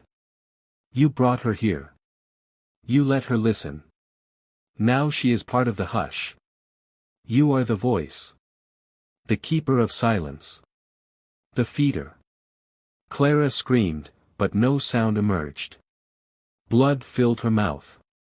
She spit it out, black and thick, like ink. When she looked back at the mirror, it was her face again. Only now, her eyes were sewn shut too. The apartment grew colder. The walls began to sag. That night, she watched Mara sleep again. The threads descended. This time, they did not hesitate. One pierced her lip. She twitched, but did not wake. Another thread slid down. Then another. Soon, 7 black stitches held her mouth closed. Mara's breathing slowed. Her limbs twitched. And from the darkness, Clara heard something exhale. The house had fed. It had taken another mouth. The next morning, Mara was gone. No trace. The bed was made. Her suitcase was gone. Only a photograph remained on the table. A new one. Clara picked it up, heart in her throat. It was the same hallway from before. Dozens of photos. And now, Mara's face had been added to the wall. Her mouth stitched. Eyes hollow. Name carved beneath. Mara. Unit 701. That was Clara's unit. She looked around. The apartment had rearranged itself. The furniture wasn't hers anymore. The books were in different languages. The windows looked out on nothing but teeth. She checked her ID. It now read. Mara Levens. DOB, 1987. Clara was gone. Erased. Her memories began to fog. What was her name? Where had she come from? She dropped the ID and clutched her face. Inside her mind, a door opened. And from it poured hundreds of voices. Feed the silence. Become the hush. Your mouth is not yours. You are the seed. She screamed. And the scream never came out. Clara, if she was still Clara, woke to the sound of the walls breathing. The apartment was no longer an apartment. It had changed while she slept. Again. Now the room was vast. Ceilingless. Floorless. The walls were pulsing membranes, like the inside of a living throat. The bed was gone. The door had disappeared. She stood on slick ground that squished and wheezed beneath her bare feet. Every breath she took echoed, but not from her lungs. There was no more furniture. No more mirrors. Only eyes. Hundreds of human eyes embedded in the walls, staring, blinking, some weeping blood, some twitching in panic. The apartment had digested her identity. Her name was fading. Her thoughts felt like they belonged to someone else. But something remained, a core spark of rage, defiance. Even if her name was gone, she had to stop it. Stop the silence. Stop the feeding. She began to move through the shifting corridors. Each step felt like she was walking deeper into something's body. A creature the size of the world. Eventually, she reached the end of a narrow passageway where a trapdoor waited on the floor. It wasn't wood. It was bone. A flat skull, engraved with hundreds of names. The latest one, Mara Levens. She hesitated, fingers trembling as she touched the latch. It hissed at her. Like a breath held too long. Then opened. Below, a staircase that spiraled endlessly downward, carved from teeth and sinew. Clara descended. Deeper and deeper. For what felt like hours. Each landing displayed a scene. A snapshot of someone else's torment. A woman screaming silently as something stitched her face shut while she watched in a mirror. A child writing, "I exist, I exist, I exist," in blood over and over until the walls swallowed him. A man on a throne of ears, crowned with tongues, whispering to things unseen. Every step down took her deeper into the memory of the building. Until there were no more steps. Only darkness. And the heartbeat. It throbbed beneath her feet. Louder now. A rhythmic, ancient thumping, like a drum carved from flesh. Ahead, a cavern of impossible size. Filled with roots. Veins. Tendrils. And at the center, it. The faceless one. Not a being. A wound.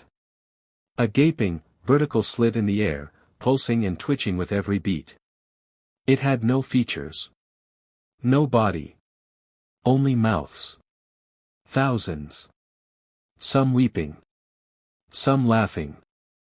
Some speaking languages not of earth. All hungry. And they turned toward Clara in unison. The air itself bent. And they spoke into her mind. You came back to yourself too late. Now you must listen forever. Now you must join the root of silence.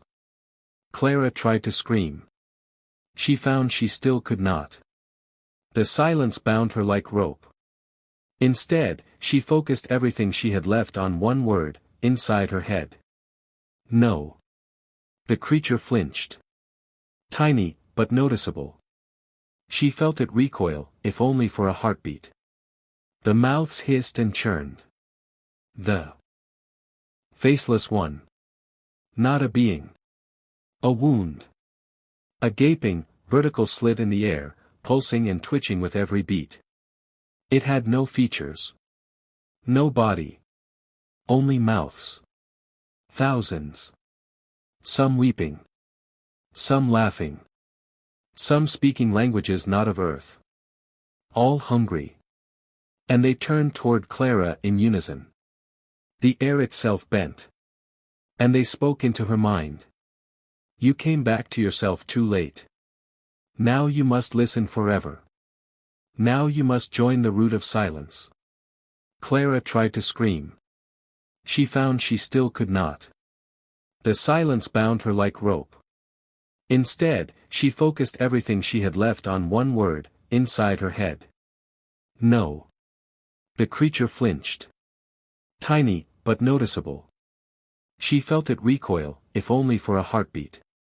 The mouths hissed and churned. The faceless one trembled. And from above, the ceiling cracked open. Letting in the sound of rain. The real world. Faint, distant, but there. She looked up. And ran. The creature roared, not with sound, but with pressure. The walls twisted. The floor pulsed. Mouths opened everywhere, on the ground, on her skin, on the inside of her mind. They screamed in different voices. Stop her.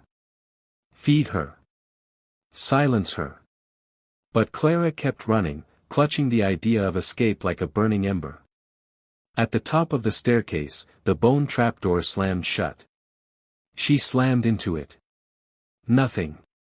No movement. She pressed her forehead against it. From the other side came the sound of footsteps. Then a voice. Mara's. I don't know why I'm saying this, Mara said, muffled, but I think I left something here. Something important. A spark. Something to hold on to. Clara pounded the trapdoor. Above, Mara touched the bone lid. Her fingers trembled. She didn't understand why she was in a panic. Why the air felt thick. But she knew someone was beneath. Someone who didn't belong there. Someone who was forgotten. She closed her eyes. And whispered Clara's name. Not Mara. Not Unit 701. But Clara. And something shattered. The trapdoor split down the middle. Light poured in. Real, clean daylight. The apartment screamed. The walls melted.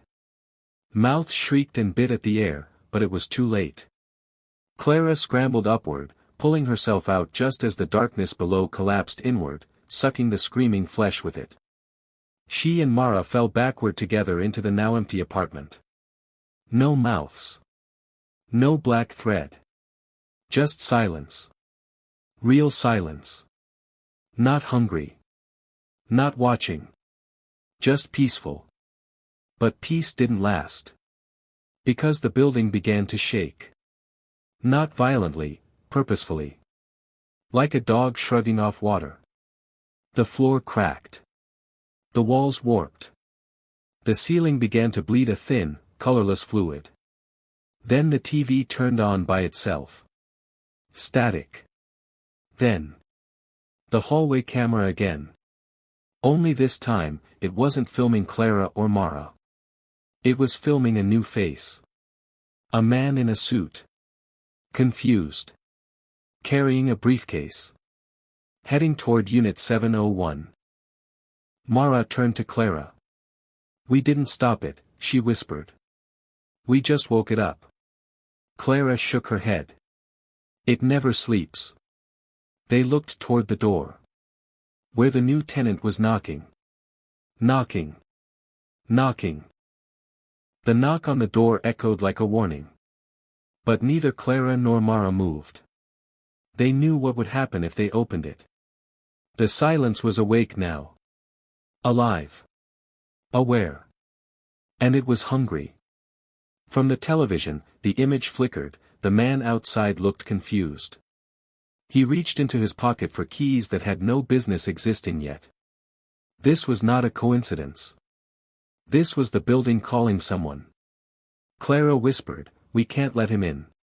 Mara nodded slowly. Then the lock began to turn on its own. The door creaked open.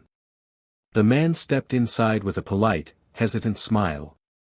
"Hi," he said. "I think there's been a mistake. I was just told this place was available." He paused. Something in his voice wavered. He sniffed the air. His smile faltered. "Is something burning?" It wasn't fire.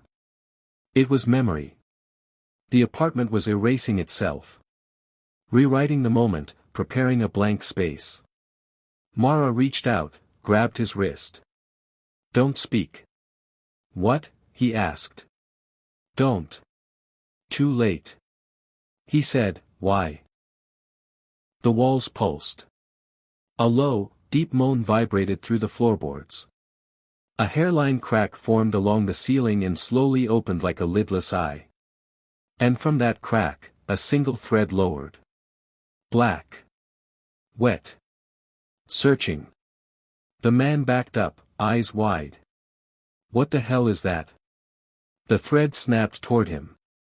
It missed. Mara slammed the door shut, locking it. But the thread slid through the gap like smoke. Then two more followed. Clara screamed, pulling him back. But the silence struck harder this time. Her mouth snapped shut mid-scream. Stitched from inside her throat. A choking sob escaped as she clawed at her lips. She couldn't scream. Couldn't warn him. And he had already turned toward the mirror. The mirror was different now. No longer reflective. It had become a window.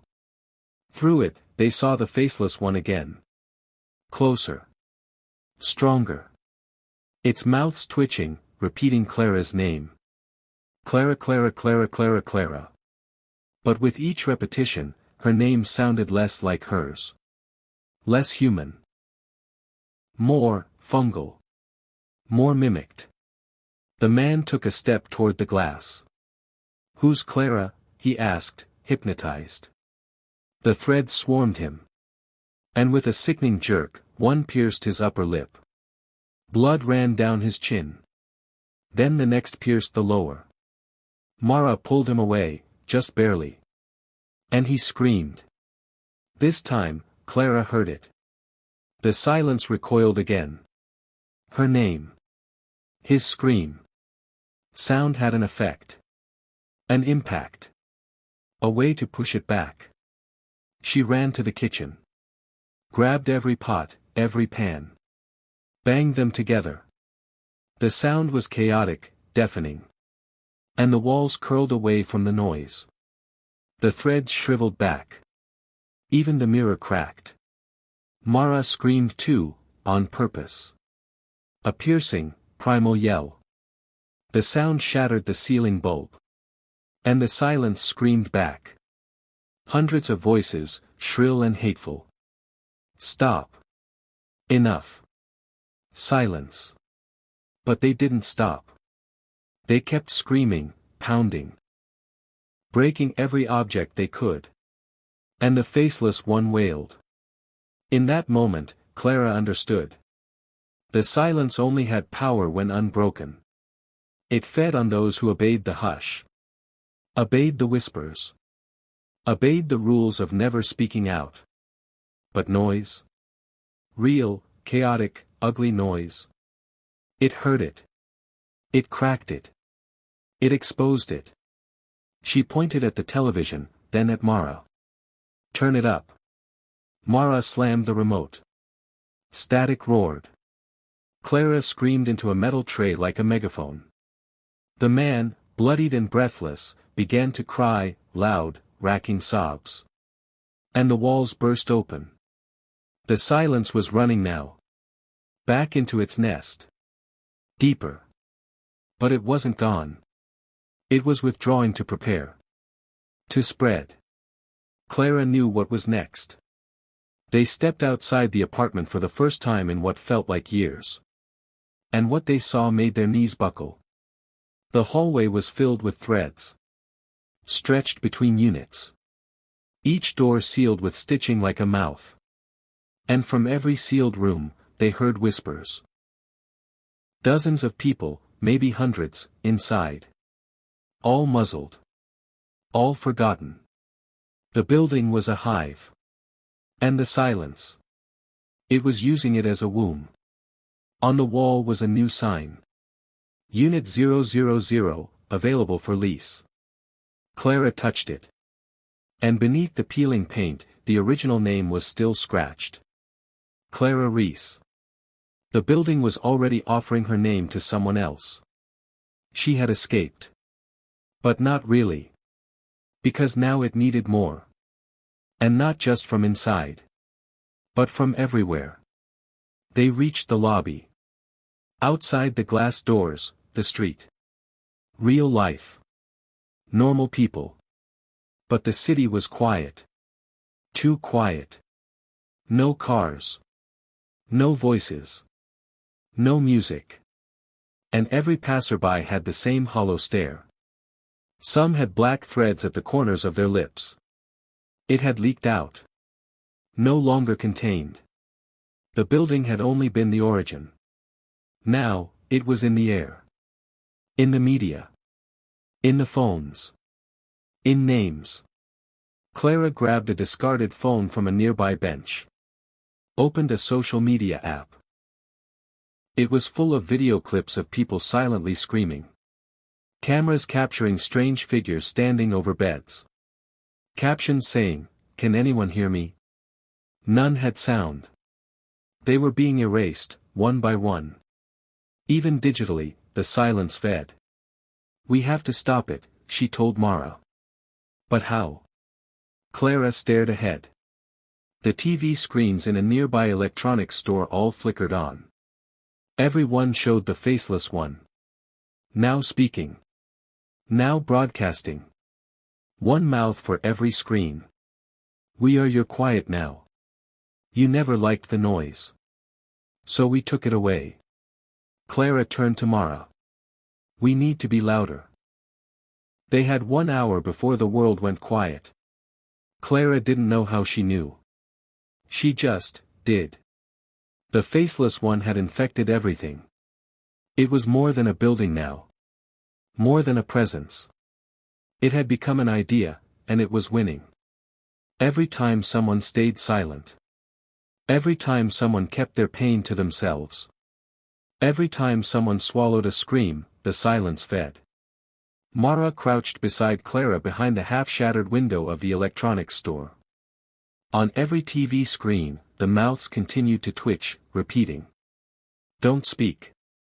Don't resist. Let go." But the real horror? People were listening. Walking the streets like husks. Eyes blank. Mouths stitched by thought, not thread. They hadn't been attacked. They had chosen it. The faceless one didn't always force its way in. It just offered silence. And the world had accepted. Because silence was easier. Quieter. Safer. Mara whispered, "We're too late." Clara stood slowly, clutching the broken TV speaker she'd torn from the wall. "No. We just need to be heard." Mara laughed bitterly. "By who? No one's listening anymore." Clara turned to her. "They will. They just need to remember what noise feels like." Then she pointed to the radio tower on the skyline, visible from the street. It blinked red. Still functional. Still connected. They ran. Through streets lined with silent people.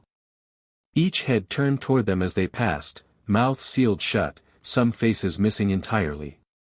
One woman stood on the sidewalk, eyes rolling endlessly back and forth like a rewinding VHS tape. Her tongue lolled out, petrified, stiff. A child crouched beside her, drawing shapes on the concrete with blood. Mouths.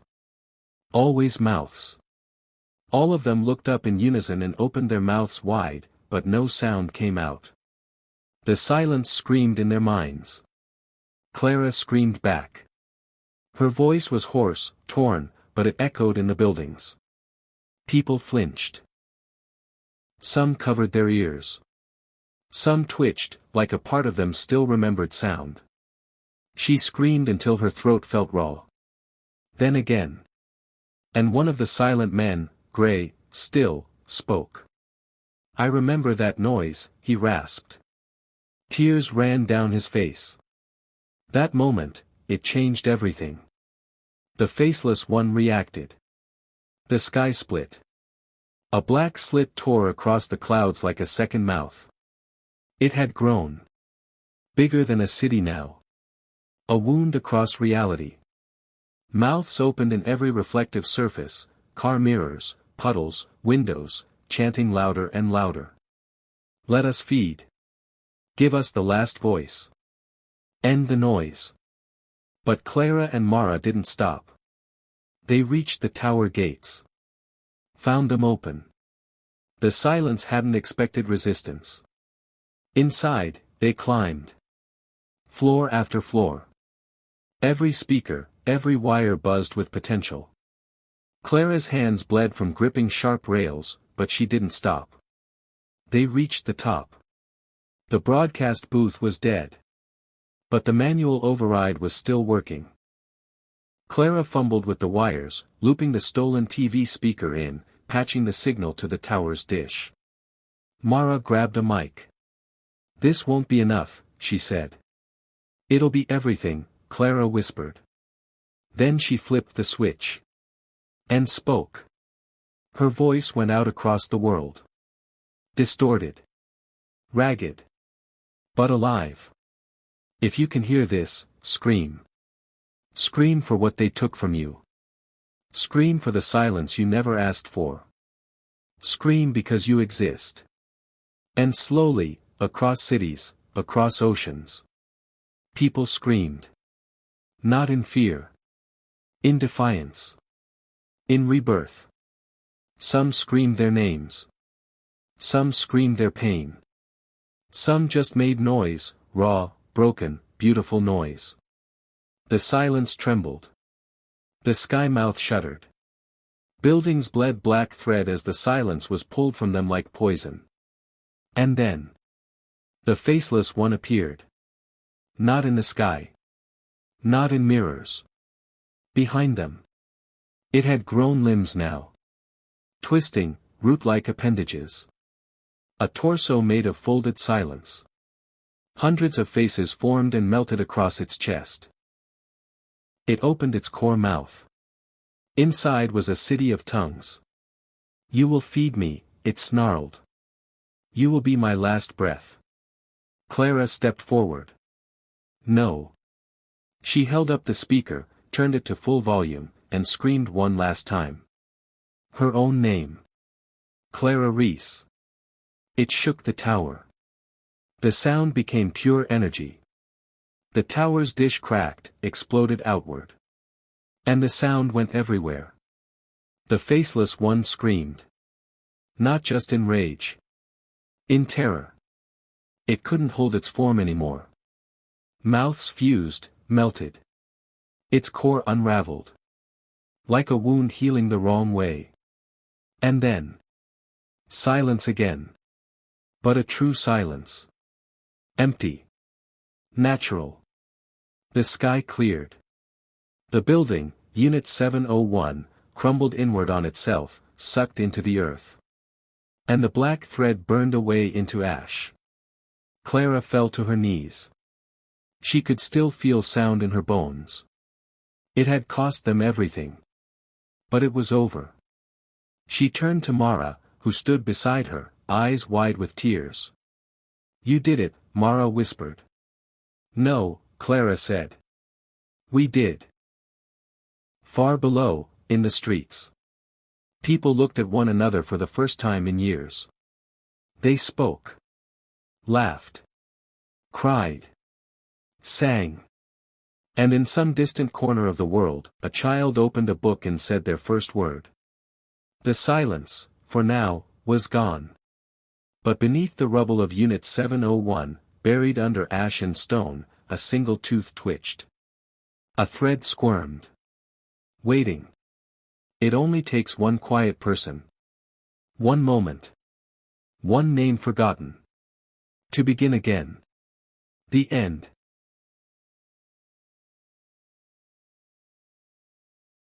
The rain had begun just as Elena reached the old roadside inn, soaking her coat and boots, drenching the notebook she'd forgotten to zip inside her bag.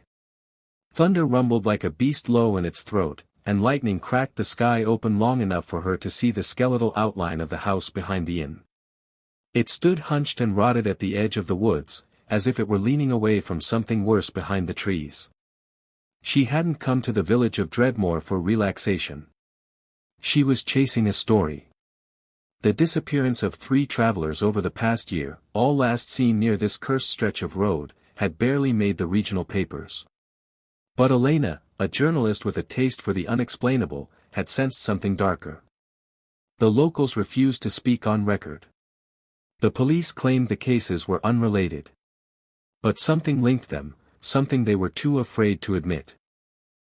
Elena approached the innkeeper, a frail man named Garrett, with sunken eyes and fingers that trembled even at rest. He handed her the key to room 7 without a word. She noticed his glance linger toward the window, toward the house. "What is that place?" she asked. Garrett's mouth twitched. "That house doesn't exist. I saw it just now. Right there, behind the trees." He didn't answer.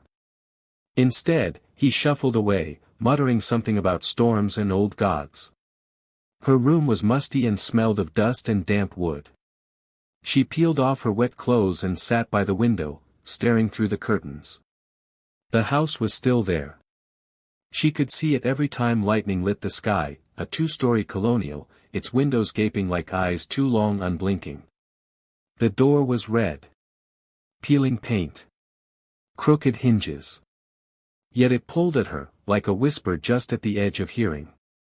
She slept poorly, the wind keening like a grieving woman outside her window. She dreamed of mouths with no faces, of halls that stretched too long, of doors that opened to nothing but screams. At dawn, she woke with a headache that felt like something had drilled into her skull overnight. The rain had stopped. Mist now clung to the trees. She dressed, grabbed her notebook, and left the inn without breakfast. Garrett avoided her gaze as she passed the front desk. Elena crossed the soaked field and stepped onto the overgrown path that led to the house. Her boots squished in the mud. The air felt wrong. Too still. Like the forest was holding its breath. As she approached, the trees seemed to lean back, clearing a path that hadn't existed before. The house loomed larger now, impossibly large. She stepped onto the porch. The wood groaned but held. That red door stood before her, peeling and cracked, but solid.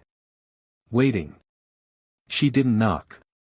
She just opened it. The air inside was colder than outside, though the place should have been stifling after years of abandonment. Dust floated in beams of sickly light. The hallway stretched long, far longer than the house should allow. Walls faded into shadows too deep for daylight. She stepped inside. The door slammed shut behind her. She turned to open it again, but the door was gone. Nothing but blank wall. She felt her heartbeat double, pounding like fists inside her chest. She told herself it was an illusion, a trick of the eye. She walked. The floorboards groaned with every step, but the deeper she went, the quieter everything became. The silence wasn't peaceful. It was oppressive. Heavy. Like the house was swallowing sound itself. Then she heard it. A whisper. Too low to make out words. But it came from everywhere. From the walls, the ceiling, the very air. A susurration like dry leaves being dragged across the floor. She followed it. Each room she passed seemed to breathe. Curtains swayed with no wind. A mirror showed her reflection turning slightly slower than she did. A doll lay face down on the floor of one bedroom, and when she blinked, it had moved. Still, she kept going. The whispering grew louder the deeper she walked. She found a staircase leading downward, even though the house had no visible basement from outside. The steps were narrow, warped. She descended into darkness. At the bottom, a door waited. This one was different. Made of something dark and wet-looking. Like skin stretched tight. And it breathed. Each breath made the whispering louder, more frantic. She reached out, hands shaking, and touched the surface. It was warm. The door pulsed. She pushed. And the door opened. Inside was a room of mouths. Hundreds of mouths embedded into the walls. They gnashed. Moaned. Some screamed without sound. Others whispered secrets that turned her stomach inside out. There were no eyes. No faces. Just lips and teeth and black, wet throats. In the center of the room was a man, or what had once been one. His body was covered in stitched-up wounds. His eyes were wide and empty. His mouth had been replaced with a mirror. When Elena looked into it, she saw herself. Except she wasn't alone. Behind her, a figure stood. Tall. Bone white. Its head was a mass of mouths. Dozens of them. All whispering. She spun around. Nothing was there. But the man spoke. Not with the mirror mouth, but from one of the mouths in the wall. You opened the door. Elena tried to back away, but the door had vanished. Only mouths remained. Now it sees you, another mouth said. Now you belong, came a third. She screamed. The mouths screamed with her. And somewhere, far away, back at the inn, Garrett whispered to himself. Another one entered. The house grows hungry again. Elena's scream dissolved into the oppressive stillness of the room, swallowed whole by the walls of mouths. She stumbled backward, her hand finding cold, uneven stone as she groped for a way out. The mouths continued their chant, low and hypnotic, each one speaking fragments of language both known and alien. She turned to run. The door was gone. No seams, no markings, just solid, throbbing wall. She banged her fists against it, ignoring the sting in her knuckles. The mouths laughed now, a dry, rasping sound like leaves scraping across a coffin. There's always a price, a mouth purred near her ear. She whirled, and the stitched man stood only a few feet away. He hadn't moved. Or perhaps he had. There was no sound, no shuffle of feet or breath. Just the steady thump of something unseen, like a heart beating beneath the house itself. What is this place? Elena gasped. The stitched man tilted his head. His mirror mouth shimmered, and in it, she saw not herself, but a hallway filled with endless doors. Some open. Some sealed shut with chains of bone. Others bleeding from the seams. It's the House of Whispers, a voice croaked from a wall mouth near her feet. It feeds on those who hear what they shouldn't. Elena backed away slowly. I need to leave. I didn't mean to come here. Another mouth, higher on the wall, whispered, you meant to know. That's worse. The stitched man raised an arm. Strings of sinew unraveled from his wrists like puppet threads. He pointed toward a crack in the wall that hadn't been there moments ago. A way out? She didn't hesitate. She darted through it, ducking under low-hanging wires and splintered wood. The hallway beyond was narrow and crooked. Light leaked from the walls, sickly and uneven. It smelled of mildew and something sweeter, something rotting. Behind her, the mouths began humming. A lullaby. Disjointed, in broken voices. She didn't stop. The corridor wound tighter around her, squeezing like a throat. Her shoulders scraped the sides. Her breath came in short, panicked gasps. Just when she thought she'd be crushed, the passage widened. She fell forward into a new room.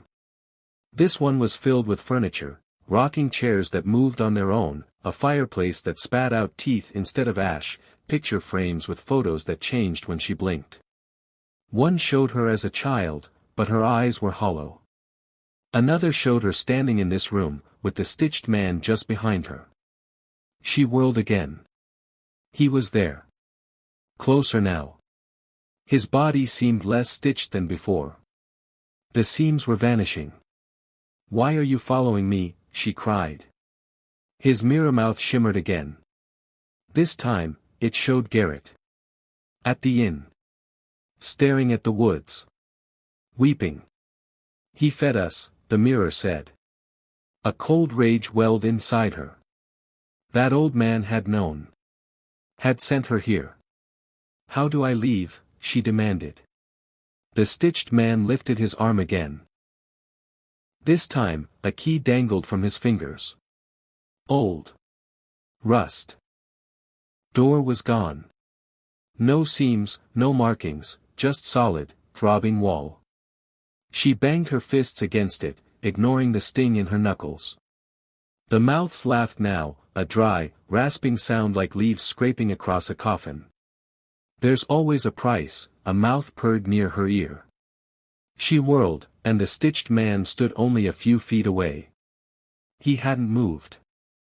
Or perhaps he had. There was no sound, no shuffle of feet or breath. Just the steady thump of something unseen, like a heart beating beneath the house itself. What is this place? Elena gasped. The stitched man tilted his head. His mirror mouth shimmered, and in it, she saw not herself, but a hallway filled with endless doors. Some open. Some sealed shut with chains of bone. Others bleeding from the seams. It's the House of Whispers, a voice croaked from a wall mouth near her feet. It feeds on those who hear what they shouldn't. Elena backed away slowly. I need to leave.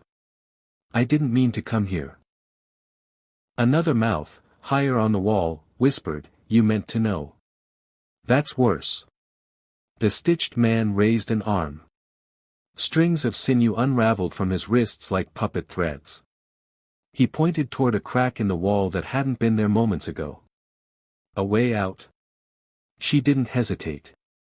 She darted through it, ducking under low-hanging wires and splintered wood.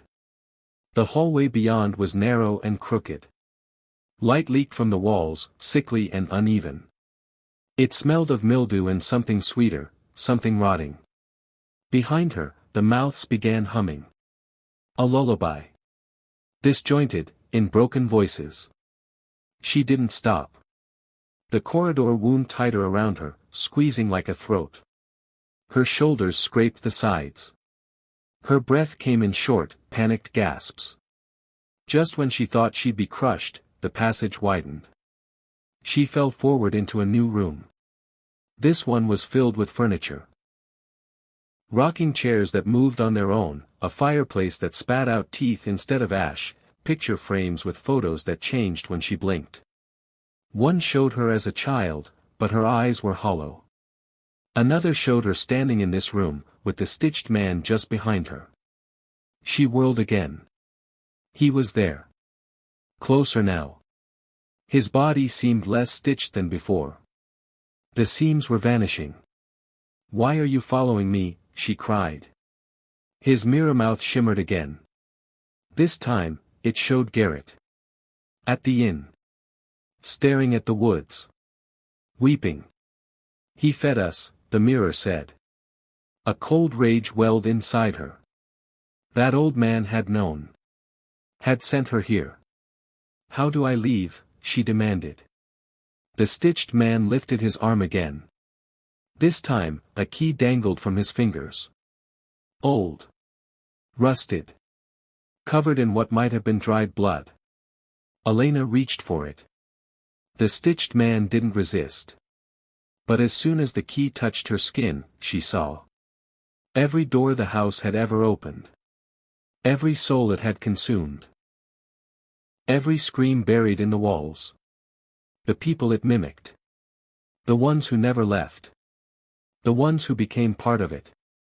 Her mind buckled under. The weight of it. She collapsed. And the lullaby started again. This time, she sang along. Elena awoke on a floor that wasn't wood, but flesh, warm, quivering, and veined with purple capillaries that pulsed beneath her like a beating heart. The walls of the room inhaled and exhaled in slow, steady rhythms. Every breath was a distant groan, as if the house were dreaming. Her head throbbed from the echo of the lullaby still ringing in her ears, and her fingers were clenched around the rusted key she had taken from the stitched man. She stood slowly. Her clothes were damp with blood, but not hers. At least, she hoped not. The hallway beyond the room had changed again. Now it resembled a hospital corridor, tiled in a shade of green that vibrated at the edge of nausea. The ceiling flickered with overhead lights, though no bulbs were visible. She walked forward, every step sticky against the pulsing floor. As she turned a corner, the lights above her buzzed louder, as if reacting to her movement. Each light she passed popped and fizzled, plunging the corridor behind her into darkness. It was the house's way of pushing her forward. Deeper. A new sound joined the ever-present whispers, footsteps. Slow, uneven, and wet. She turned quickly.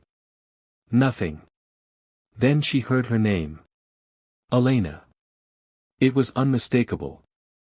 A whisper among whispers, but spoken clearly. It came from a room just ahead, its door barely ajar.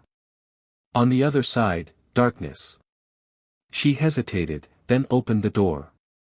Inside, a single bulb hung from the ceiling, illuminating a child's bedroom. Toys lay scattered across the stained carpet. A cracked porcelain doll sat upright in the middle of the floor, its head tilted too far to one side, exposing jagged porcelain edges beneath. The bed was small, pink, and covered in dusty lace. On the wall above the bed, scribbled in crayon, were the words, "I hear you too." The room was a replica of Elena's childhood bedroom. Everything. The teddy bear with the missing eye. The bookshelf with the same worn fairy tale collection. The crooked picture of her mother, smiling in a way that never reached her eyes. She stumbled back. The key in her hand burned. Behind her, the door slammed shut. She tried to open it, it wouldn't budge. She turned to face the doll. Its mouth was open. From inside it, a voice rasped, "Too deep for a toy, you left me here. You always leave them." The doll's porcelain face cracked further, and from within its body, something began to push. Fingers. Gray and thin, stretching the toy's body like wet paper. A head followed, a mimic of Elena's face, bloated and twitching. She screamed. The toy exploded, sending shards flying into her arms and face. Blood trickled from a gash on her cheek. The mimic climbed to its feet, naked and misshapen, its jaw hanging too low. It repeated, "You left me." Then it ran. Straight at her. She threw herself to the side, crashing into the bookshelf. The mimic slammed into the wall, bones cracking but not breaking. It turned slowly, smiling with teeth that didn't match, some baby, some adult, some animal. The whispers in the room reached a crescendo, overlapping in waves of noise and memory. She always runs. She never listens. Elena, come home. The mimic lunged again, and this time, Elena fought. She grabbed a jagged piece of the shattered doll and plunged it into the mimic's face. It shrieked. Its skin sloughed off like wet paper. Elena stumbled through the door that suddenly gave way, tumbling into a hallway that had turned into a tunnel of stitched skin and open mouths. Each mouth whispered her name. She ran, heart thudding like war drums. As she ran, the mouths grew more distinct, each voice familiar. Her father. Her childhood friend. An ex-lover. Her own voice, pleading with herself. The whispers weren't random. They were her memories. Twisted. Rewritten. Condemned. The house wasn't haunted. It was hungry. And it was feeding on her past. At the end of the tunnel, another door appeared. She slammed into it, the key in her hand glowing red-hot. She turned it. It opened. She fell through. The air was cold and sterile. Fluorescent lights buzzed above her. The walls were white. Steel. Clinical. A hospital ward. Rows of beds lined the space, each one occupied by figures under white sheets. Machines beeped. Tubes writhed like worms. Nurses walked past with eyeless faces. Then she saw herself. Lying on one of the beds. Comatose. Pale. Monitored. A doctor stood nearby, speaking to someone behind a glass window. His voice echoed through an intercom, still no change. Patient Elena Kavanaugh. Comatose since the car accident. Persistent vegetative state. Elena pressed her hands to her ears. No. This isn't real. The whispers returned. But they didn't come from the mouths. They came from the machines. You're dreaming, Elena. The house is your mind. Let it in. Then the stitched man appeared beside her hospital bed. But now, he was whole. No seams. No thread. Just smooth, featureless skin. He held out his hand. A scalpel appeared in it. He pressed it into her palm. She blinked. And she was no longer in the hospital. She was back in the hallway of the house. Blood in her hands. Scalpel in her palm. She had cut something. But what? Behind her, the mimic was gone. Before her, the house whispered something new. It sang. A melody of despair. And she could hear her voice among the chorus. Not a prisoner. A part of it. Elena didn't remember walking, but her legs moved anyway. The hallway before her breathed like lungs constricted by ancient grief. The walls sweated with blood-thick condensation, dripping from unseen cracks like the house itself was crying. Everything felt tighter now, closer. Like the house was shrinking, pulling her into its bowels. Her thoughts weren't her own anymore. Whispers licked at the back of her skull. You've always belonged here. You were born in silence. She passed a mirror embedded in the wall, framed in thorns that bled where they touched the glass. Her reflection didn't mimic her. Instead, it stood still, eyes rolling back, lips moving out of sync with her own. Do you want to remember? The reflection mouthed. Elena clenched her jaw and turned away, but the sound of a crying infant froze her mid-step. The cry echoed from below. A stairwell appeared where there had been none before. Carved into flesh, it spiraled downward into utter blackness. She descended. Each step squelched beneath her. The further down she went, the more the cry turned from human to something less natural, pitched higher, desperate, and jagged like broken glass scraped against teeth. At the bottom, she stepped into a nursery. Or what had once been a nursery. Cribs lined the room in uneven rows. Each one was crafted from bone, sinew, and wood, rocking slowly on its own. Above each crib dangled a mobile made of tiny jaws and fingernails. In the far corner, a black cradle rocked violently. The crying was coming from within. As Elena approached, the cradle stilled. The crying stopped. She hesitated. Then looked inside. A mass of limbs. Infantile, twitching, stitched together with strands of hair and thread. Dozens of small eyes blinked across its flesh, and its many mouths opened in unison. "Mama, feedme. It hissed in a baby's warbled voice. Elena screamed and fell back. The cribs began rocking violently. Tiny figures rose from each one, babies formed of wax, stitched faces smiling wide, teeth too many, too sharp. They crawled toward her in jerky, insect-like movements. She ran. The room changed around her, transforming into a long hallway of swinging doors. Each door opened to a scene from her past. Her as a child, watching her mother overdose in the bathroom, unable to scream. A high school party where she stood over a friend convulsing after a bad pill, doing nothing. A hospital hallway where her father died alone while she scrolled on her phone. She slammed each door shut. But they opened again. The scenes screamed at her. You forgot us. You let us die. You never wanted to remember. Elena collapsed to the ground, sobbing, hands pressed over her ears. The whispers grew teeth. One of the doors burst open behind her. The stitched man entered. He wore a nurse's uniform now, blood-drenched and too tight around his grotesque frame. He pushed a wheelchair toward her, its seat oozing black sludge. Your room is ready, he rasped. Elena shook her head. Not mine. Not mine. He reached down and took her hand. Everything around her folded inward like collapsing lungs. Suddenly, she was strapped into the chair.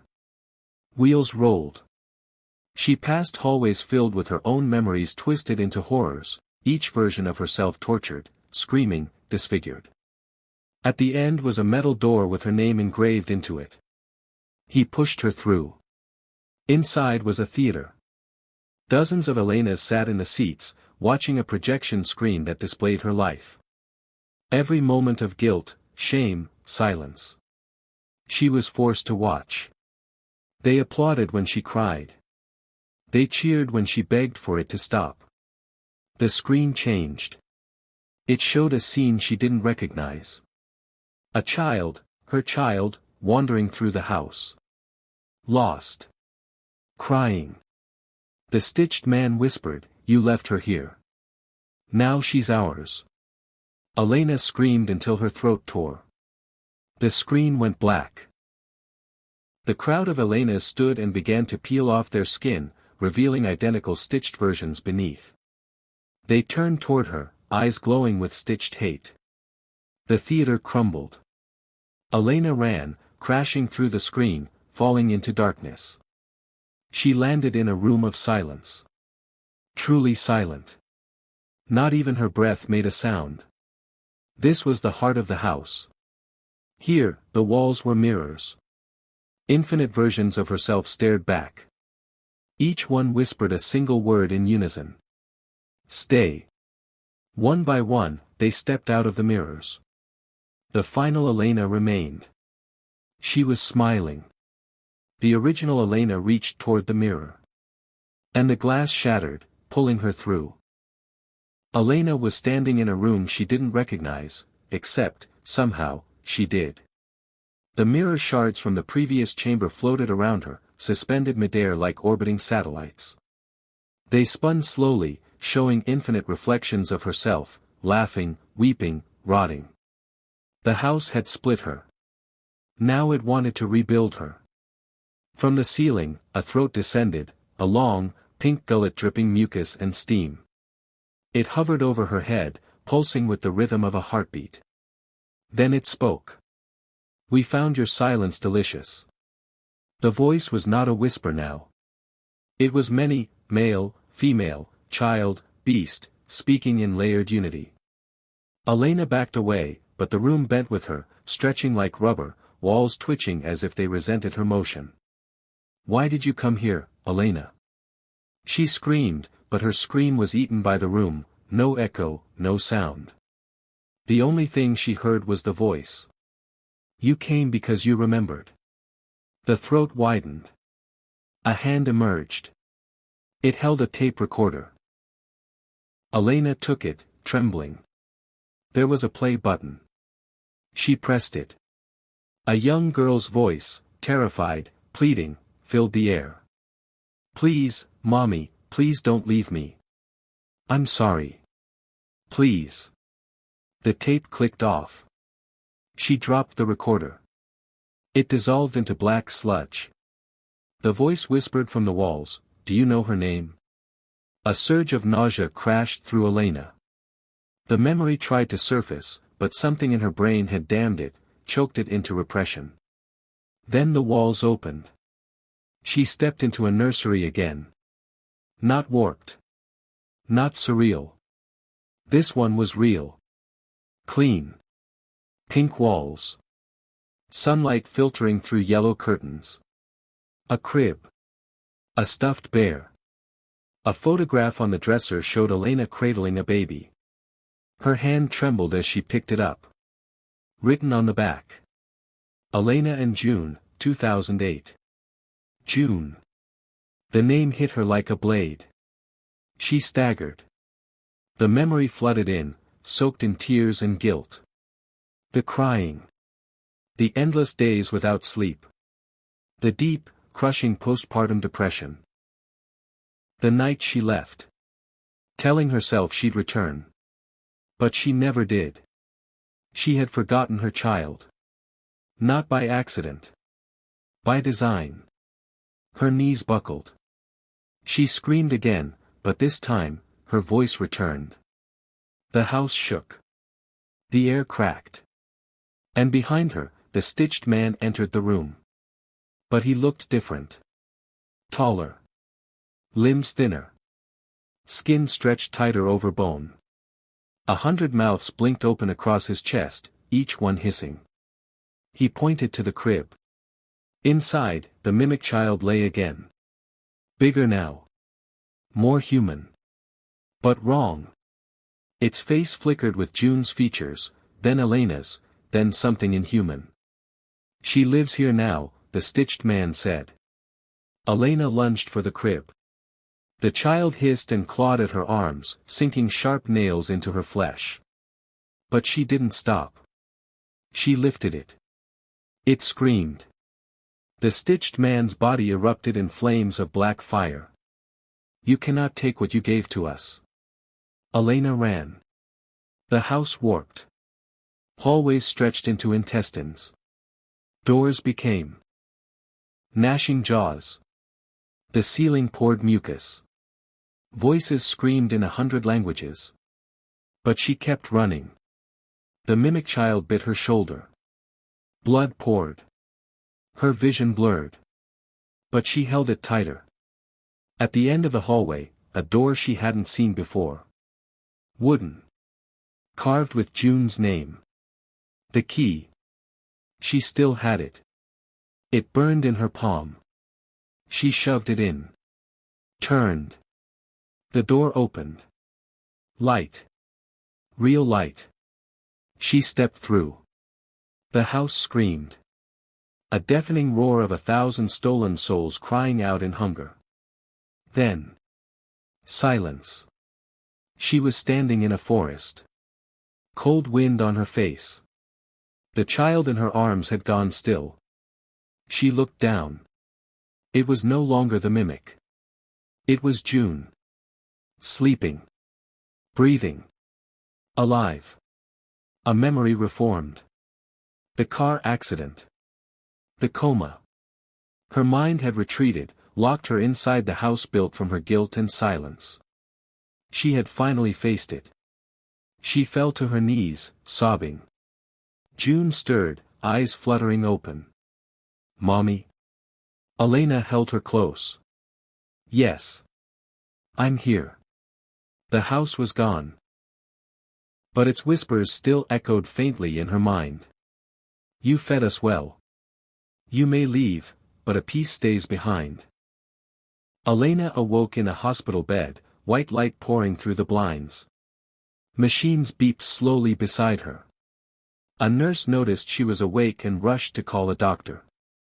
June lay asleep in a chair by the window, her head tilted, holding a worn stuffed bear. Elena reached out, barely able to speak. Her throat was dry. Her mind, fogged. A doctor entered, followed by a social worker and a psychiatrist. Questions came like a storm. Did she remember the accident? Did she know how long she'd been unconscious? Did she remember anything? She nodded slowly. She remembered everything. The house. The whispers. The guilt. The silence. But she lied when she said she was fine. Because she wasn't. Not entirely. That night, when the hospital went dark and June slept peacefully in her chair, Elena sat alone in her room, staring at her reflection in the window. The face staring back blinked out of sync. Its mouth moved independently. "Still here," it whispered. She pressed her hand to her abdomen. Something shifted beneath the skin. A twitch. A ripple. She vomited into the trash bin. Inside the bile, a single, tiny tooth. 2 weeks passed. She was released with a clean bill of health. She moved in with her sister, who offered a guest room and warm meals. June was quiet, distant. Sometimes she stared at Elena like she was a stranger. Elena couldn't blame her. At night, she dreamt of the house. Not as it was, but as it rebuilt itself. Each brick was a memory. Each wall, a heartbeat. She began waking with bite marks on her shoulders. Long scratches across her back. Sometimes she'd find June sleepwalking, standing in the hallway, speaking in voices not her own. She never left. One night, Elena awoke with her hands buried in the soil of her sister's backyard. She had been digging. There was a box. Inside, old baby clothes, a pacifier, and a photo of June as a newborn, with the stitched man in the background, just barely visible in the shadows. He had followed her out. Or worse. She had brought him with her. She started hearing the whispers again. This time, they weren't inside her head. They came from beneath her bed. Behind the mirrors. From the trees outside. You gave birth to the silence. It lives inside you. She went to a priest. He recoiled when he touched her. "There's something nested in your soul," he said. He offered to perform a cleansing. During the ritual, Elena screamed. Her voice shattered windows. Flies poured from her mouth. The priest collapsed, whispering in tongues. When he came to, he wept. He told her to leave and never return. At home, June sat at the kitchen table, drawing. Elena picked up the picture. It was the house. The real house. Black. Breathing. Surrounded by weeping trees. And inside the window, a girl with June's face, stitched shut. Elena dropped the drawing. Her hands were shaking. June looked up. "She's almost ready to come back," she said. In a voice that wasn't hers. Elena decided to end it. She took June and drove to the edge of the city, to the cliffs above the river. She held her daughter tight. "I'm sorry," she whispered. But June smiled. "It's too late, Mommy." Elena looked down. The car's shadow wasn't normal. It was the house. It had grown under them, waiting, feeding. The ground cracked. The car was swallowed whole. She awoke in a crib. June stood over her, impossibly tall, face stretched and stitched. "You left me," June said. Elena tried to scream, but her mouth had been sewn shut. The House of Whispers was never gone. She had never escaped. Reality had just been a dream. And now, she was awake. Elena dangled in darkness. She could feel her body, but it no longer felt like hers. Her limbs were too long. Her skin, stitched in places. And inside her, something pulsed. Not a heart. Something older. Hungrier. She floated, suspended like a marionette, surrounded by faint whispers echoing through endless void. Mother. Womb. Silence. The house had her. Again. Or maybe it never let go. She awoke to find herself in a nursery.